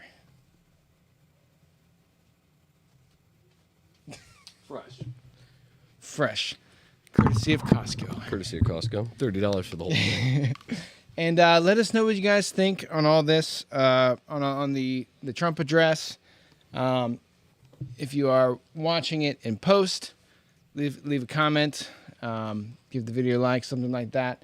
Let us know what you guys think, because we do have the chat pulled up here, and anything you say we can respond to, and it'll help drive the conversation of the live episode. And I am interested to see what other people's takes on this is. Yeah. Because it is, again, it's a very ambiguous topic. I feel like throughout this whole thing, nobody's really understood what's going on, which just makes it worse, in my opinion, because there doesn't seem to be a ton of communication. It's just like, hey, they got stuff. We got to get rid of it. Well, how did we find this out? Like, as a dude just living here, I never heard anything come out of Iran that they had plans or they were doing like this deep intel stuff that's just being taken care of on the side, and we don't really understand what's going on. There's just such a disconnect now between the American people and the government that it's like, it really stood out to me with the Iran war this time, because it's like, I don't know what the fuck's going on. Like, people ask me, what do you think? I'm like, I don't know. I don't know if this is good or bad. I don't know, because I don't really understand it. All I know is WMDs back in the day was bullshit, and we decimated a whole country over bullshit. And now we're back there again over WMDs. It's like, I don't know what to think. That's a good point. That's pretty much, nuclear weapons, weapons of mass destruction. And that's. But as far as I know, it was proven later that they never had weapons of mass destruction. So I just think it's weird. I think it's super strange that we're back in Iraq, because now they do have weapons of mass destruction. Or Iran. But before, Iran. But like, they didn't then, but like they ended up doing it, and it's like, okay. Yeah. I guess I just believe that. I'm not in that country. I don't know what the heck's going on. I never hear anything about Iran. And then all of a sudden it's like top priority. And I'm like, to who? Since when? WMDs. Since when? Like, I'm just so confused at all of this. Yeah. And I honestly, like, because we grew up during the Iraq-Afghanistan conflicts and wars or whatever. And as far as I remember, or as far as it was sold to us, that maybe weapons of mass destruction, we bombed the hell out of their cities. I don't think it was like just their military operations like Trump has done. It was like bombing of their cities. I remember watching that, like the second or third day that we went in. It was just like nighttime explosions all through this city. And maybe after that they were like, guys, we need to build some WMDs. But it's like this time, like I didn't. You're right. I didn't know much about Iran. After this whole thing started, round 2, maybe round 1, it was like the Midnight Hammer thing. But this time it was like I started looking into it. Iran is a lot more modernized, capable militarily, and developed than I thought. Much more than Iraq and Afghanistan, especially after we, maybe not as much as when we started, but it's like they are closer to like not a North Korea, but like I don't know a good comparison. They're not a Russia, but they're like half of Russia or something. Like they've got advanced. They've got a pretty advanced situation going on. I think in the past Iran was kind of modernized, and then this kind of Ayatollah, like what's the word for the Islamic leader? Caliphate. I think that kind of stopped like the westernization of that country, Iran. And the Iranian people are kind of, they don't like their government necessarily. Like, I kind of got that stuff, but I didn't know they were as advanced as they are. I didn't or either. Were. That really surprised me, especially after we decimated them years ago, and now it's like, when did they just become so prosperous and powerful and technologically advanced? Yeah. Considering we just destroyed them. Well, they're also in bed with China and Russia. So whatever warfare lessons that Russia has learned over this past couple years, they're feeding it to the Iranians. So that these drone attacks, we're almost not ready for it, from what I hear. they're basically giving Iran intel on how to use these things effectively, which is the Russia-Ukraine conflict was the first modern large conflict since all this new technology came out. So they're fighting back in ways that it's hard for us to counter, and I think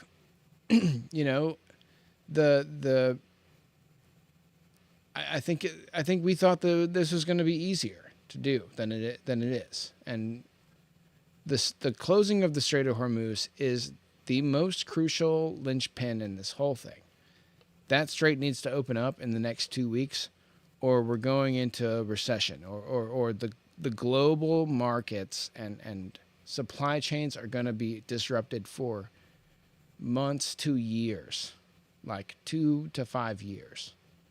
Maybe not in the U.S., but like Europe, and I think, in a way, hitting Venezuela, hitting Iran, this is like hitting the BRICS currency countries. Like that's your Russia, your China, like maybe to a lesser extent Brazil, but like China and Russia are the big ones. Iran is one of them, so you hit them, you basically take it out. Their equivalent to France or something. So yeah, maybe there's a strategy there. It's weakening China, but it's also like, if China swooped in and took Taiwan right now, what would we do? That's another thing I've heard. That's probably a situation we're less prepared to, but if they didn't take it during the Biden years, they're not going to try to take it during the Trump years. They might just take it, in a year from now, or, whenever Trump gets out of office.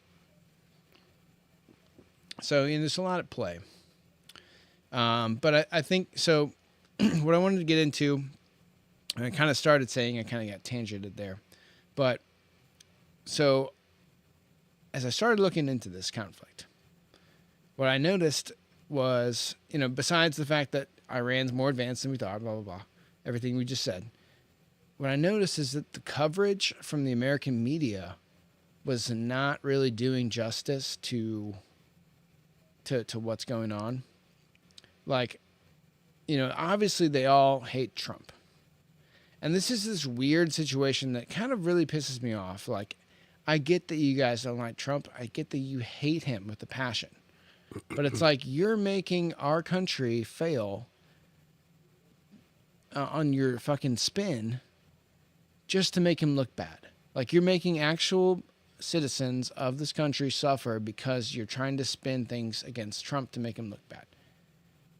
When I started looking into this, it was like, oh, Iran's just hitting all these tankers, and, the strait's closed, and, oil's rising to 100 a barrel, blah, blah, blah. And I was looking into it, and it was like, okay, the first week, 90% of the attacks happened. Since that first week, or maybe a week and a half, it's been like 90% reduction. Almost nobody's died. Like, you probably have like, I think 13 people died on a ship, like the first week. Then maybe like somebody washed up on shore, like March 17th or something like that. Like, you look at the timeline, even Wikipedia can't lie to you on this. So I was like you search this shit. I was like, number of tankers hit by date, in the Strait of Hormuz. Very vague. You have articles that are like, they're washing it with this spin. And I was like, okay, number of people who died on different days, in the Strait of Hormuz. And that was a little more accurate, because it's like, you got to put, this person died, confirmed, this is data. And I was like, fuck, nobody really died after the first week. You had a couple sailors and shit, but then it's like, you'd have these attacks, and they wouldn't sink the ship. They didn't kill anybody. They just made it smoke and slow down or whatever. And like, yeah, it scares other ships from coming in, but it's like, when I was reading the headlines, it's like, Iran retaliates. Like, the U.S. is not ready for this. Like, Trump didn't anticipate, you know, how much Iran would fight back and blah, blah, blah. It's like, it sounds terrible. Yeah. It's like, is it just to attack Trump? Is it just to make Trump look bad? Is this all pregame for the midterms? And then that kind of goes into the discussion of where's politics going. I'll let you, I've been talking for a bit, so I'll let you kind of weigh in on all that. But what are your thoughts on what I just said about the media and where this is going politically? And it is tough because obviously a lot of the moves he's trying to make could hurt other countries. So when our media is constantly attacking him, it's like it makes it hard for me to believe that our media is owned by our government, our country. You know, it seems like the way they react is, hey, guys, don't let him do this stuff. You know, it's going to hurt us, but we're just going to sell it like this. A lot of the stories are lies, and it's like you said, you know, it's like it's weirdly worded where it's like you're not really telling me anything other than what just sounds like a really angry opinion. Like, I'm reading this article to get facts, but I'm not getting facts. I'm getting angry opinions, and you're insinuating like we're screwed, but not explaining what it's doing. It's like you just want me to accept that, no, this is bad. Why? Because it's bad. And you're like... Right. They can't control Trump, so they try to control the narrative. And, you know, with that, you lose support. Without that, a lot of support, it makes it harder for you to do what you're trying to do, which is why it seems like... But that's why it's so tough, because it's like, who's really controlling our media? When, you know, if Israel's controlling our media, why wouldn't they be weirdly supportive of what he's doing right now in Iran? Because if anything, it's going to make it easier for Israel, right? Right. I don't think that Israel and all that and the I don't think it's that are embedded as I don't think it's that literal. I think there's aspects, and I think those aspects are vast. I think they're controlling. I don't think it's just one group, but it does make you wonder where it's like anything he does, nobody's a fan, but it's like some stuff he does help other countries, but you never hear anything. They're always quiet.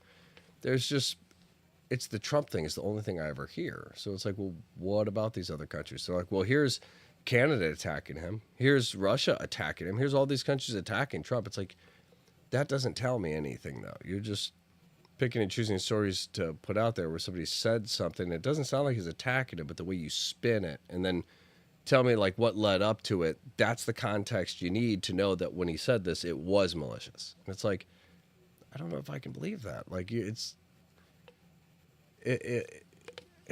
super weird, because if it's our media, then our media should be supportive of our president. And if it's not, and you're saying that what our president is doing is bad, then you need to explain to me how this fully impacts us. But when you do this vague thing where you're like, this is bad, and I do research and I'm like, well, that's an obvious angle to take, but that's not true. That's not how this is going to go. It's like, that's how you might perceive it if you're like 12 years old and think you know politics. It's like, but... Well, that's the American people. Yeah. 12 years old and they think they know politics. Because, you know, this is a total dig on the projections of the left, the Democratic Party. It's like they have focused so much effort on making their constituents care about human rights and, you know, all of these social things. But the government does very little for that. The most of what the government does is like budgets and allocation of funds and resources and you know, all this boring shit that actually makes the country function. But it's like they've turned it into a popularity contest and a who has the moral high ground kind of thing. So like every one of their, I'll say the majority of the people who blindly follow the left are just doing it because it's cool and it's hip and it's woke or whatever. Because it's like these No Kings protests. They don't want to spend the time to read bills or look at budgets or anything like that. That, like, you know, the things that actually matter that the government does, they don't have any of that they don't really have any solutions. They just complain and, point out historical discrepancies and all that. Like it's going to make up, like it's going to solve the problem. Like you got to propose things. And that's another reason why I like Trump. Is like now you have a guy that's coming out of the fucking woodwork, was never a part of any political party, so he hasn't been coerced. He doesn't have the donors behind him. He's just like, I've seen all these problems, and what I'm going to do at the end of my life is try to fix as much as I can, and I don't give a fuck if anybody doesn't like it or tries to stop me, because I know it's corrupt, and I know that this is what I'm supposed to do. Like, that kind of Trump is good. But the Trump that's like, oh, everyone's talking shit, America's so hot, blah, blah, blah, like all this, like, this reality TV Trump, that turns people off. Like, some people like it, but that's not the messaging that the right and that the real America first people want. It's like, we don't want the bullshit culture war. We don't want the bullshit, like even I would say even like the religious aspect of the right. Like, I know abortion and stuff like that's a big deal for a lot of people, but like when it comes to how the government is functioning and running, like we want reform. We want to stop wasting money, sending millions of dollars for puppet shows in Dubai and all this random shit. It's like, stop that. It's our money. Reel it in, charge people less, use tariffs and things like that. Like, these are good ideas. Yeah. This guy has solutions. Everything I've heard the past year, past like 10 years is human rights and people's rights and blah, blah, blah. And everyone should have this and that. I mean, it's like, but what are the solutions? It does really bug me that when the tariff thing happened, so many people were just like, look at coffee. That's Trump. And I'm like, yeah, it's coffee. Like, that went from $20 to $40. Like, that's a big jump. But like, how often are you buying coffee? You buy like a thing of coffee, like what, once a month? Yeah. Like, how many subscriptions do you have? How much are you just getting bled dry from everything else in this world? Like, you don't need coffee. Yeah. Like, if we have problems in this country and tariffs happening, you're like, well, look at coffee. What else? The fucking coffee? And you're like, I love coffee, but like, that's not a big deal to me. Like, if it was groceries as a whole doubled, that would affect me, because now it's everything I'm buying. But it's like, just coffee. I mean, that was like the big argument. I'm like, it's just like, coffee. Is this the hill to die on? Look, I don't know how this is going to impact us. It might help us, might hurt us. All I know is I'm paying more for coffee. And it's like, guys, like. Well, and at the same time, it's like, coffee. One of the things that I loved about Trump when he started this was he was talking about coming after the federal income tax and the Federal Reserve. Yeah. Because once that got started, we got away from the gold standard. And I mean, the federal income tax really started in World War II, and it just never left, because all the politicians were like, oh, more money to spend. Yeah. You can't, it never goes down. So it's like, yeah, there are tax cuts, but it's like the spending never stops. We've seen that $34+ trillion now. So it's like, to talk about that, it's like, okay, let's say that you make $100,000 a year. You're paying a 22 to 24% tax on that. So you're paying $22,000, let's say, $22.50, or a fourth of your income to taxes.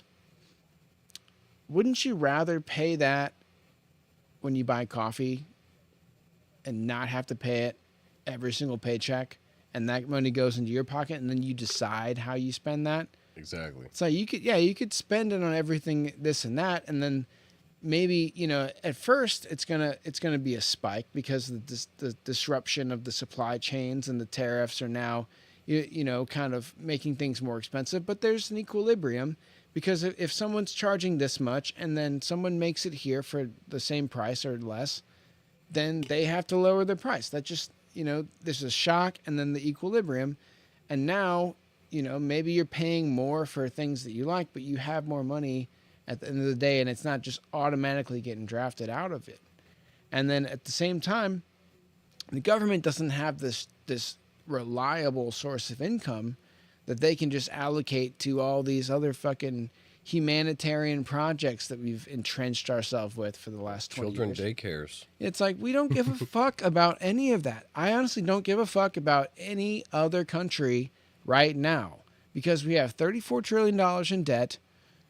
Yeah, we're bombing countries. I don't necessarily support that, but it's like, we have problems here. We need that money here. We need to pay back our debts. Tariffs are a good idea. That opens the door for maybe eliminating the federal tax. If you have that, you don't really need that much of the IRS because they're not trying to go through your shit with a wire brush just to like find people who are evading paying taxes. It's like, fuck income tax. Yeah. You know, pay for the things that you use. The rich end up paying more because they use more of the infrastructure. And it's like, and then the Federal Reserve is over there trying to make itself survive. And all these other central banks across the globe, they're all working together to set interest rates and foreign exchange and bonds and all this stuff. They have so much power. And they can just do whatever the fuck they want. Because while they are part of the government, they basically are the bank to the government. So they are actually kind of in power of our monetary system. So if you eliminate that, it's like you're using a debit card instead of a credit card at that point. And just fucking redo the whole financial system. I know it's going to be growing pains and it's going to suck, but like that is that is the shining city on the hill. So now all these other countries see that we're doing it right, and now they can start to take down these central banks. And then now, instead of a credit-based system, we have a resource-based system that everything balances out economically. Yeah. In the same way that kind of cryptocurrency and fiat currency are at odds, it's like the fiat currency is a loan from the central bank that you have to eventually pay back at an inflationary cost or an interest rate. But the cryptocurrency, there's no negative. You can't borrow cryptocurrency. It's like a debit card. It's like you have the money or you don't. Right now we have a credit-based system, so there's no getting away from that. But if we eliminate it, and then our country does it, then the other countries see it as possible. And if Trump doesn't do it, it's never going to get done. I mean, maybe he's inspired the next guy. But people are who talking says about the next guy can get in? Right. People are talking about Marco Rubio and all this stuff. It's like, no. We need Trump, but not as Trumpy. We need the same drive, the same goals, but not as fucking crazy. Well, like maybe a little bit crazy. Like an Obama Trump. Yes, we need a charismatic well-spoken, Trump. and I'll get this country fixed. I'm abolishing the Federal Reserve. Fellow Americans. My fellow Americans. Thank you for tuning in. You can have your plan and keep it too. Keep your doctors. We're going to bomb them. If you want your central bank, you can keep it. I think it would be fun having an Obama Trump. We're the best. Everyone's saying it. America's a hot country right now. Nobody's as good as us. We're the biggest and the baddest. Yeah, man. So what do you think? I like starting early, dude. It's only 9:30 here. Yeah. I mean, we could go into closings. I mean, we are. Well, okay. So before we do that, what do you think is what's after Trump, and what maybe not directly after Trump, but like expand. What happens? Let me use it real quick. Okay. And then. Yeah, I can kind of start and give my thoughts. I want to talk about what happens the next year. Ooh. He's right in the corner. Oh, man, I'm so glad there's not a funny bone in your knee. So, yeah, what does our political landscape look like a year out, 2 years out, 6 years out, and then, 10 and beyond? I think that I almost want to wait for Alex to come back because this is some good stuff. So you've got a lot of people that are charged up. You have the last 10 years have been very interesting. So I used to actually be more Democratic myself. I was actually considering for voting for Bernie Sanders in, I think, the 2014 election or whenever that was, that Trump eventually won. At the start of that election, I was like, okay, or 2012 maybe, or no, it was 2016. So I was like, okay, maybe, Bernie Sanders, because at that time I was kind of like the idea of the Occupy Wall Street, kind of down with corporations and this like control outside the government, like give power back to the people. I was all about that. Yeah, there was definitely like a re-emergence of the whole anarchist. It was kind of it was like populist anarchism, Yeah. Populo-anarchist, or however you say that. But so, at that point I was staring down at 2016 election, and I was going to vote for Bernie Sanders. And then whatever the shit that happened with the superdelegates and the Hillary Clinton thing, I'm like, oh my God. What? That sounds fake as fuck. Superdelegates? Like some superhero fucking, oh, I'm the superdelegate. Like my vote counts for 100 votes, so all this whole democratic process for the Democratic Party doesn't fucking matter, because at the end of the day, the superdelegates decide. Yep. So I'm like, wait a fucking minute. That is so backwards. I'm done. I'm done with the Democratic Party. I didn't even know that was possible. Yeah. Fuck that. That's a threat to democracy. And it's interesting that that's what's being parroted now from the other side, is that it blows Trump's my mind a threat to democracy. That people that like Trump's this big threat to democracy, but it's like Bernie Sanders would have won that. He would have won. He would have beat Trump.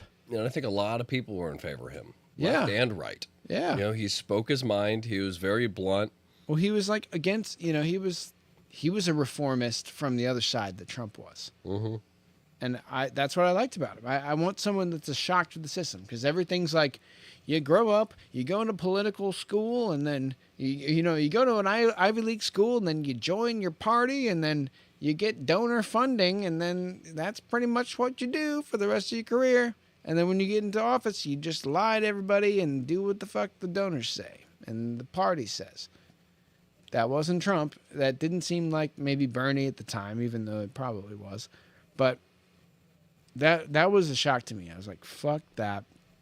So I was kind of not radicalized like a radical right, but I was radicalized against what the left was doing and this manipulation. Especially with the Kamala thing. I mean, it's like the same thing. Well, I mean, they haven't had a primary since 2012, and they keep saying fucking that Trump is a threat to democracy and all this stuff. It's like, have you looked at the past 10 years?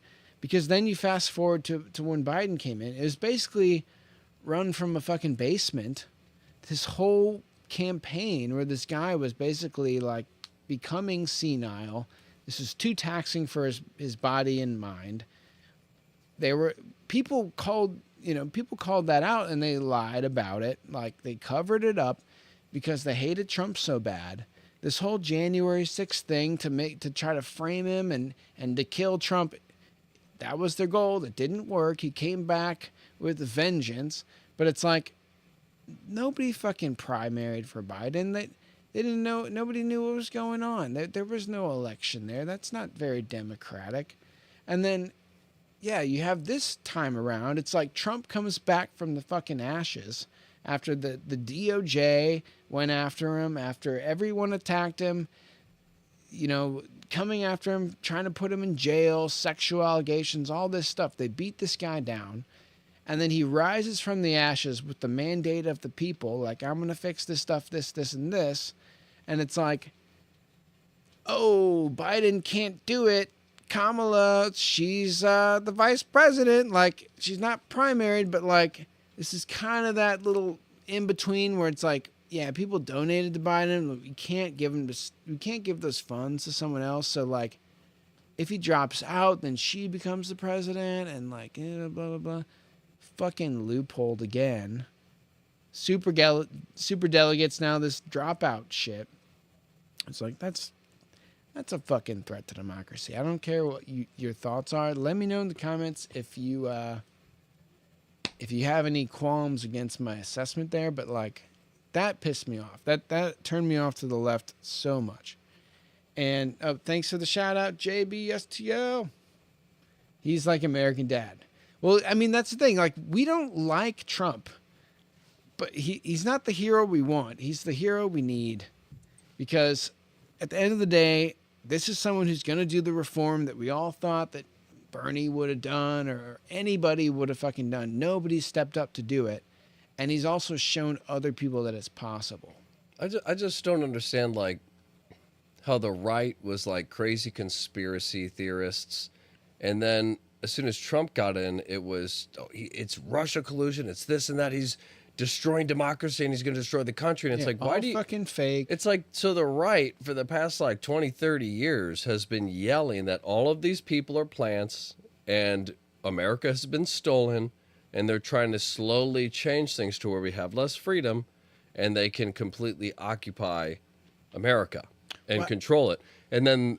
And it's like, you guys are crazy. It's like, well, there's paper trails where you can see the stuff is shady. We don't fully know what it means, but something is going on that we're not being told. And then Trump gets in, and it's like, I mean, it's like double the passion against him. And it's like, so you guys are the conspiracy theorists now, but you don't have the evidence. All of media and all these major corporations and banks are against him. Like, so it's like, for the left, do you think this is like a perfect world where we can really trust these corporations and billionaires? Because if you guys are against the billionaires, why are you so against Trump that all the billionaires are attacking? Like, if it's all world banks, Google, multi-billion to trillion-dollar corporations, and they're all sitting there attacking one guy, to me, that's the guy you go for. Because the people who control everything don't like him. So I probably should.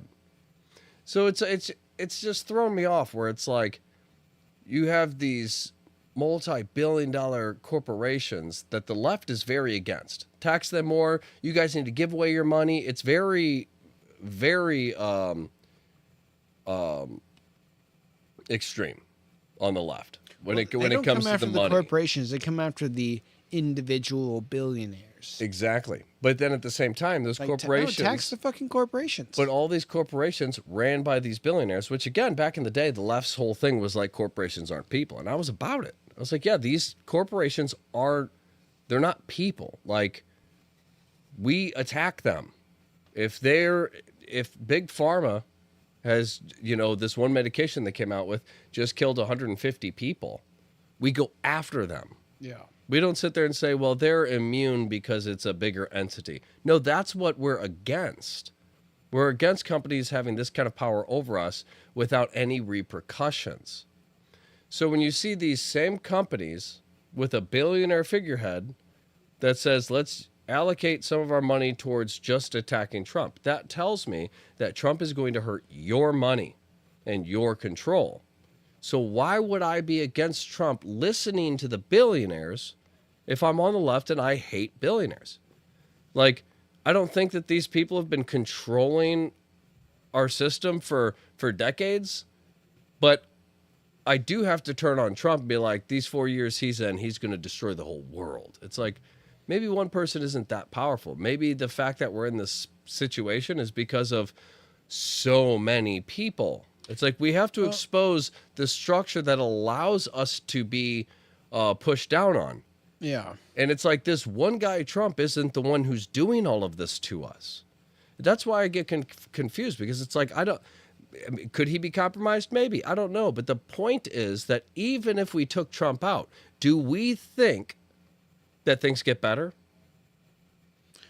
Well, that's kind of where, so like, I'm mentally, I was trying to set the stage. Where it's like this shit has been ratcheted up, and there's rationales behind. It's like I feel like there was a class of people that were just wanted to live free and cared about other people, but they saw the corruption, they saw all this.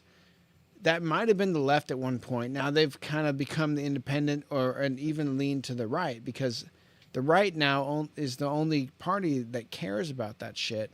The left is kind of protecting those, it's like they all care about this culture war shit. And it's like, okay, everything's been ratcheted up. The left and the right, they hate each other. Anything that one president or one side does, the other side hates it, and they won't accept any wins, or there's no moving forward. So, I think if this Iran shit doesn't get solved like tomorrow, the midterms are going to rebalance the power. It's probably likely, whether or not, no matter what happens, it's probably likely the damage has been done. Which kind of hurts a lot of the reform stuff that I wanted to see happen in the Trump administration. But okay, I can deal with that. That's how things ebb and flow. But then after Trump, or the next time around, like, what is it going to be? Is it going to be another, like, I hate to say it, but like kind of diversity candidate versus a Trump copy? Like, I don't want either of that. Yeah. I want good. I want good human people. being that's hey, we've been getting screwed for a long time, and we should do something about this. Yeah, like take the best parts of the Republican, or I just want one guy in power who's not ignoring the situation, who's not sitting there like, all right, this is what we got to. No. What's going on? Like, why are we just getting robbed? What is going on with all this money? Why are there so many daycares just getting all this money out of these 50 in one town, not a single child? It's like, how are these loopholes so easily taken advantage of? You have these places going by, doing checkups, saying there's no kids here. Keep giving them money. That's our government allowing this to happen. And it's our money that's being sent to these people, and almost all of these daycares are not American owned. So you have to stop and go, I need one normal person who comes in and goes, hey, why is our government letting people rob us? It's obvious that is what's happening. So how come nobody's just going, hey, why is this happening? Yeah, who's letting this happen? The Department of Government Efficiency a bad idea? I was so amazed by everyone attacking that. I didn't understand that either. I mean, I get if you don't, were you trying to take all my red dye out? I was gonna do that. Beats. I was gonna go there next, dude. Use beats. The best example of what I'm talking about is Robert fucking Kennedy, because that dude, he was on the right. I mean, he was on the left. He comes from he's the Kennedy family. I mean, the guy's got a disability, if you want to give him any, woke props, if anything. But it's like, this guy spent his entire life going after, corporations for environmental pollution and, like, helping people. And like, Isn't he responsible for the biggest lawsuit won against Big Pharma? I think so. It's like, this guy's been doing really good stuff. And whether I thought that he should be president or not, I supported him. I was actually like, I would love for him to be president over Kamala Harris. But, that's just the way things go. But for anyone that attacks him, that really rubs me the wrong way. You can attack Trump all you want. You can say whatever the fuck you want about Trump, because some of it I agree with. But you attack Robert Kennedy, I'm going to tell you why you're wrong. And you're not going to have anything to back it up with, because all you've been told is that he's an evil guy that slurps red meat through a straw and kills dogs or hawks or whatever. But the reality is we all know that our food is poisonous. We all know that. Right. So when somebody says, hey, it is poisoning you guys, and I'm going to do what I can to get this removed because other countries don't allow it, how do you attack that? Like these billionaires that you're against. You got to make up a way to attack it. The billionaires, it's all fucking fake. The billionaires you're against are trying to save money by poisoning you instead of spending a little extra money for proper ingredients.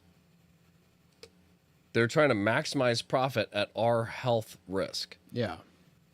And did I mention they're billionaires? Like, how can you be against going after that? It has boggled my mind that you hate Trump so much, and it's also, that you would sit there and be like, "Oh, you want to take the red dye out of foods?" It's like, I don't need my food dyed. I don't care what it looks like. If it tastes good, I'm pregnant and I'm eating Tylenol or I'm eating acetaminophen. It's like, and then Tylenol comes out and it's like, "Hey, we don't recommend you take this while pregnant. It's on the bottle. This is not political. This is a chemical, and we are giving you a direct warning that is on our bottle." Did Maha come out and say that the people who don't listen to the bottle, that taking it may be part of the reason why you have a mentally stunted child? Yeah. It's like, oh, you think that's why? Watch me eat a whole bottle while I'm pregnant. And you're like, it's like the company, the billion-dollar company, the billionaires are coming out and telling you not to do this. Don't do this because you hate Trump. It's not Trump saying it. Like, I don't get it. It's there gets to be a point where it's like, this is a little crazy, guys. Like, I'm all for the conspiracy stuff, but let's let the conspiracies make sense and have some foundation to go from instead of just, I mean, you see the No Kings protests and all the signs. I was driving by reading them, and I'm like, there's nothing here that's telling me anything. These are just emotional people who are like, no kings. It's like, yeah, he's not a king. Yeah, he's the king in the room with us now. He had the popular vote. But it's like, it's like, we voted for him. Yeah, it's like, I don't understand. There is no king. You're not getting arrested for. This is America, a country where we did nothing but make fun of kings and queens in other countries. Yeah, well, other countries. Oh, you have a queen. Yeah, even like even the European countries did it, and they all have kings and queens. And we laugh at them. We're like, look, you got this royalty. Fuck your royalty. We do not respect your kings and queens. We changed it because we do have a king. We don't want to offend the king. Yeah, and then we vote a guy in, and the left's like, oh, you guys just created a king. It's like, well, what happened with the last one? With all the shutdowns, with censoring so many people across all these billionaire platforms like YouTube and all this stuff. I will say, like, Trump does act more like he acts more dictatorial than other presidents. There's some merit there, but at the same time, it's like, it's not tyrannical. It's not tyrannical. I mean, it can be cheap and it can be against the left, and he can throw his jabs and his disses at Obama and Biden and the left and all this stuff. That's not tyranny. He's not. I mean, like, yeah, he canceled DEI and stuff like that rubbed people the wrong way, but it's not like he didn't say that you can't. He didn't say you can't do it. Mark he just Zuckerberg. Says that we're gonna not make it systematic. We have a billionaire, Mark Zuckerberg, over at one of the biggest social media platforms. And while Trump was in office, he came out and said... That's a fucking king right there. But he came out and said the Biden administration was calling me, screaming at me, telling me I cannot allow certain things on my platform. I listened to them. Yeah, and I'm sorry. Pfizer billions of dollars. Because Trump came out and he's like, Zuckerberg's going to prison when I get in. And then all of a sudden Zuckerberg comes out and he's like, all right, I'm snitching. The Biden administration is calling me, screaming at me, telling me I have to censor people. And it's like... So that's my whole argument is it's like the Biden administration, you could say like, well, that wasn't a king. Well, not in your face, but what they were doing behind closed doors was extremely tyrannical. I mean, we saw Joe Rogan suddenly get attacked for having the creator of our mRNA come on and talk about the vaccine. Malone. So they delete his episode and then just attack him, and that doesn't really work. Turn him yellow and say he's taking horse tranquilizer. And then all of a sudden this video comes out of him saying the N-word a bunch. And it's like, how the fuck do you filter through every episode somebody's ever done? And it's like, like within a week after that thing got taken down. It's like, what's going on is not people. These are entities, powerful entities that are able to scrub every video he's ever done. It's almost like they're using AI to comb through everything and then generate clips of every time he said it. And then they try to destroy him with that. And it's like, yo, this is not normal people doing this. Yeah. Nobody could generate something like this that fast unless you have a team of 50 people working on it. Painfully obvious, and it's low-browed, and I mean, I can just spot it a mile away now. It's propaganda. I mean, the left, like, I want to give them the benefit of the doubt. I agree with a lot of things on the basis of a liberal side, but what's being pushed now, I can't agree with that. I can't stand behind any of that. They actually, I take that back. They don't have anything to stand on because their ideas don't work. So they don't make sense. They eat themselves. All they can do is attack the right, attack people who don't fall in line with their kind of cultural things, and they have nothing to present and no solutions to give. And maybe like the solution that they keep saying is this conceptualizing utopia where we're all fucking floating on clouds and everybody has everything they need and it's all provided, and once a day you do an hour's worth of work and everything's fucking perfect. But it's not going to be that way. It never will be that way. And they're selling people this conceptualized utopia that's in the distant future that's never going to fucking happen. Yeah. And everyone's like, oh, it should be this way. It should be that way. It's the only way you do that is by killing half the world. By taking out anybody who disagrees with you so that all that's left is you and the people who agree. DNJ D. Solaris. What up? What up? Welcome to the conversation. We're talking about the future of politics here, and we're probably getting towards the end of wrapping up this episode, but we're really talking about what comes next. And let us know you guys' thoughts on what you think is going to happen after Trump. I think the left has their problems.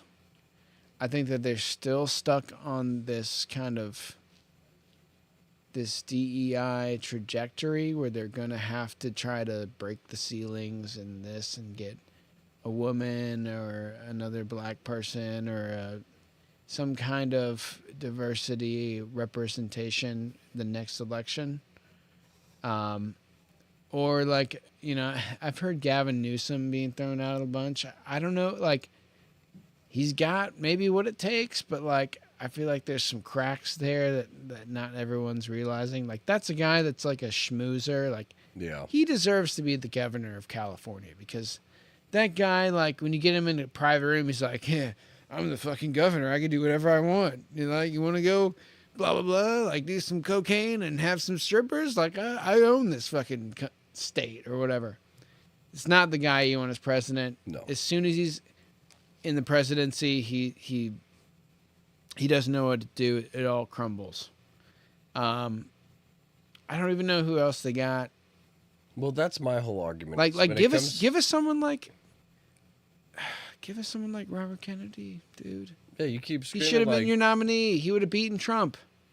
They keep screaming like no kings and all this stuff, but I'm not hearing any solutions. Okay, if we get rid of Trump, how do we fix this country? It's like I'm not hearing solutions. Like what I hear from the right, they do sound like pretty good solutions. Let's come through all of the government's funding. It's our money. Let's make sure they're not stealing it. Yeah. Well, we weren't already doing that? Fuck yes. Hey, we're going to start policing this whole health thing and make sure that they can't poison us. The FDA wasn't doing that? Like, well, fuck yes. I want all of this poison that is in the foods. I want it out. Yeah, they're all former board members. Yeah, it's like if we take Trump out and we take out the whole Trump administration, that's my biggest question left is what is the next step to fix these problems that nobody has been talking about? Biden never talked about the health. He'd sit there, I'm eating ice cream. That's not healthy. Yeah. Well, we got it right in here in the chat. I'm pretty sure Trump never sleeps. He's such a hard worker. He works day and night for our country. I'm pretty sure all Biden did was sleep. He's and Sleepy Joe. He waddled up sometimes, read from a fucking prompter, didn't take any questions, any specific questions, looked around and went the wrong way for a second and then went back. You see that. It's like Trump, Biden, Trump. Ah, I see. I see why Biden wasn't as good. I don't really know what he did. I'm not saying he's a bad guy, but I can see that he didn't really do it.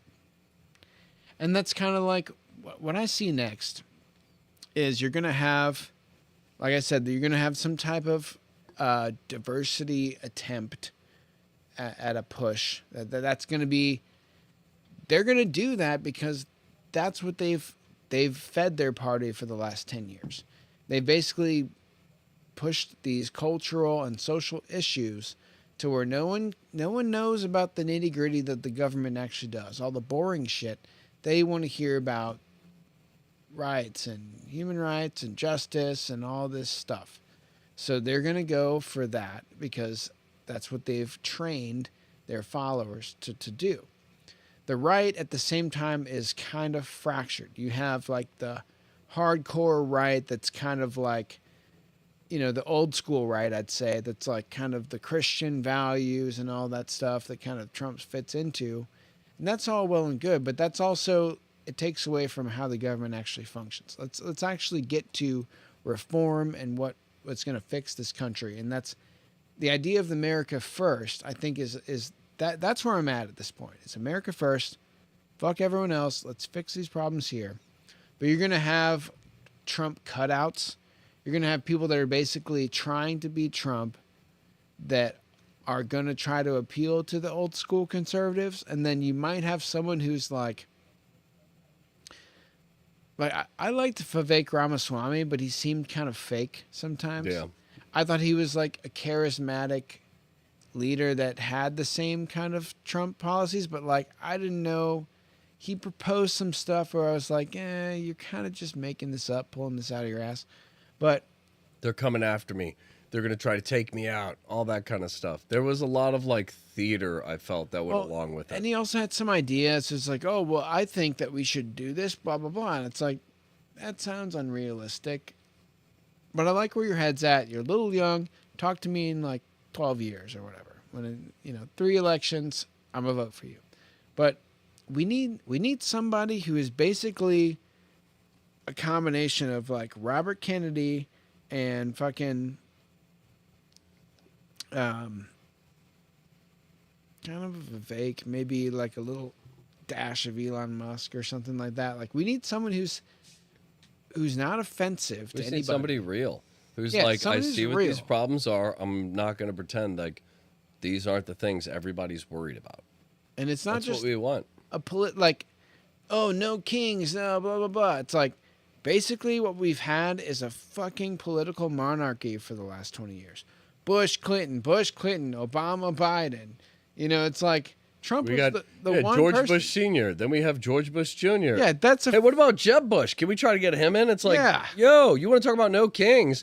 Why are we fucking calling out the fact that... It's like a fucking bloodline. Yeah, it's like, Bill Clinton. Now we're going to try to get Hillary Clinton. But Trump won. No kings. Yeah, like, Obama. Then we'll get his like little puppet to be in, and basically Obama will be back in. It's like, dude, that's fucking monarchy right there. That's political monarchy. And then if you really look into the political parties, that's how they're built. Oh man, we gotta. All right, hold on, let me catch up on the chat here. Drama loves more drama. That's true.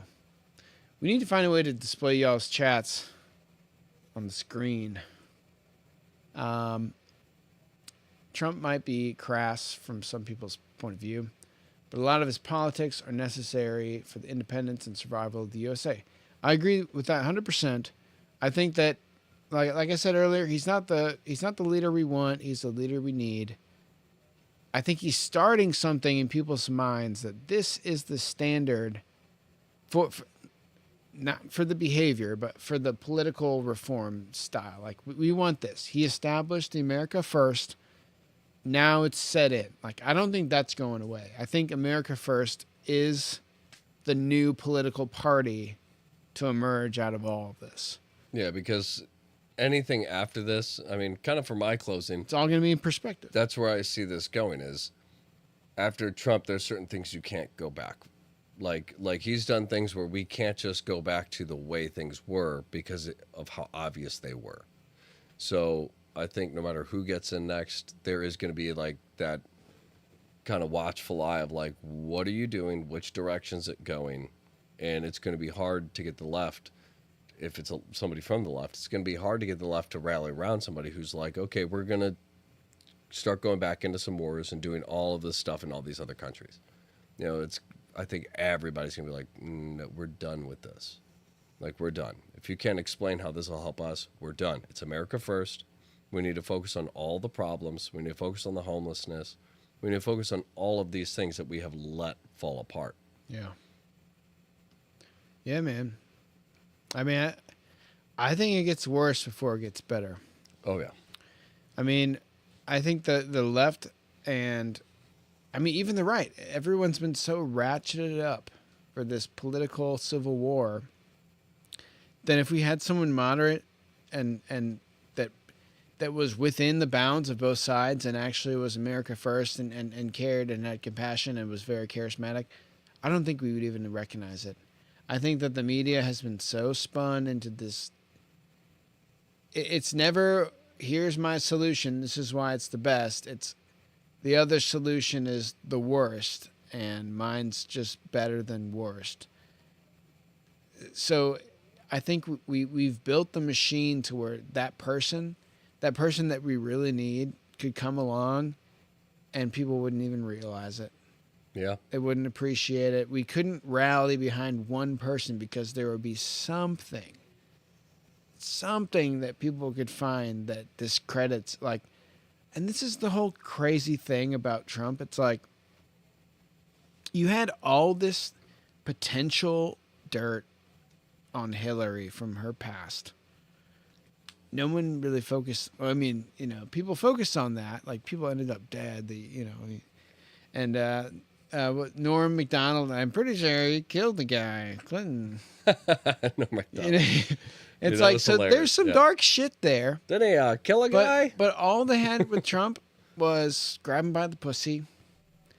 Maybe they have some Epstein stuff, but Trump was one that helped federal investigators get to Epstein. He gave them information. He worked with them directly. Well, after I'm the sure files he hung came up out, with the guy, but so did every fucking other politician that you guys like. Yeah. I'm pretty sure Chuck Schumer or whoever the fuck else is in the top Democratic Party were like fucking little kids or sucking dick somewhere. Like, it's all dark shit. I mean, even Obama. You have that whole... Oh, the guy that sucked his dick for crack. Yeah, he's like, we smoked crack together and I sucked his dick. And it's like, I don't know what the fuck's going on. All I know is all of us... What are you doing? Speculations. Yeah. It's just a lot of speculation, you know? It's just a ton of stuff where you can't help but look at the government and be like, hey, whatever's going on here, it's like a club. It's like a secret organization, and they don't follow the same rules as us. And that in itself should be a reason for us to revolt and be like, we're going to get our person in. Because it's our country. Yeah. We'll make it happen. Well, thank you guys for watching. DNJ DeSolaris. Hope you like the content here. Give us a like and subscribe. And join us every Wednesday, guys. We do the show live. Tonight we went kind of long. Usually try to keep it to around an hour and a half. But we had the whole Trump thing. We had to digest all of this. Oh, we got it. Respond chat. Hell yeah, man. I would love to share a beer with you too. Oh, okay. We got... okay, all right. Hell yeah, man. Yeah, we'll make it happen. But make it happen. For any of you guys out there watching, join the chat. Let us know in the comments what you guys think. Join us every Wednesday and help us build the perspective, because Meta Perspective podcast is not meta without your perspective.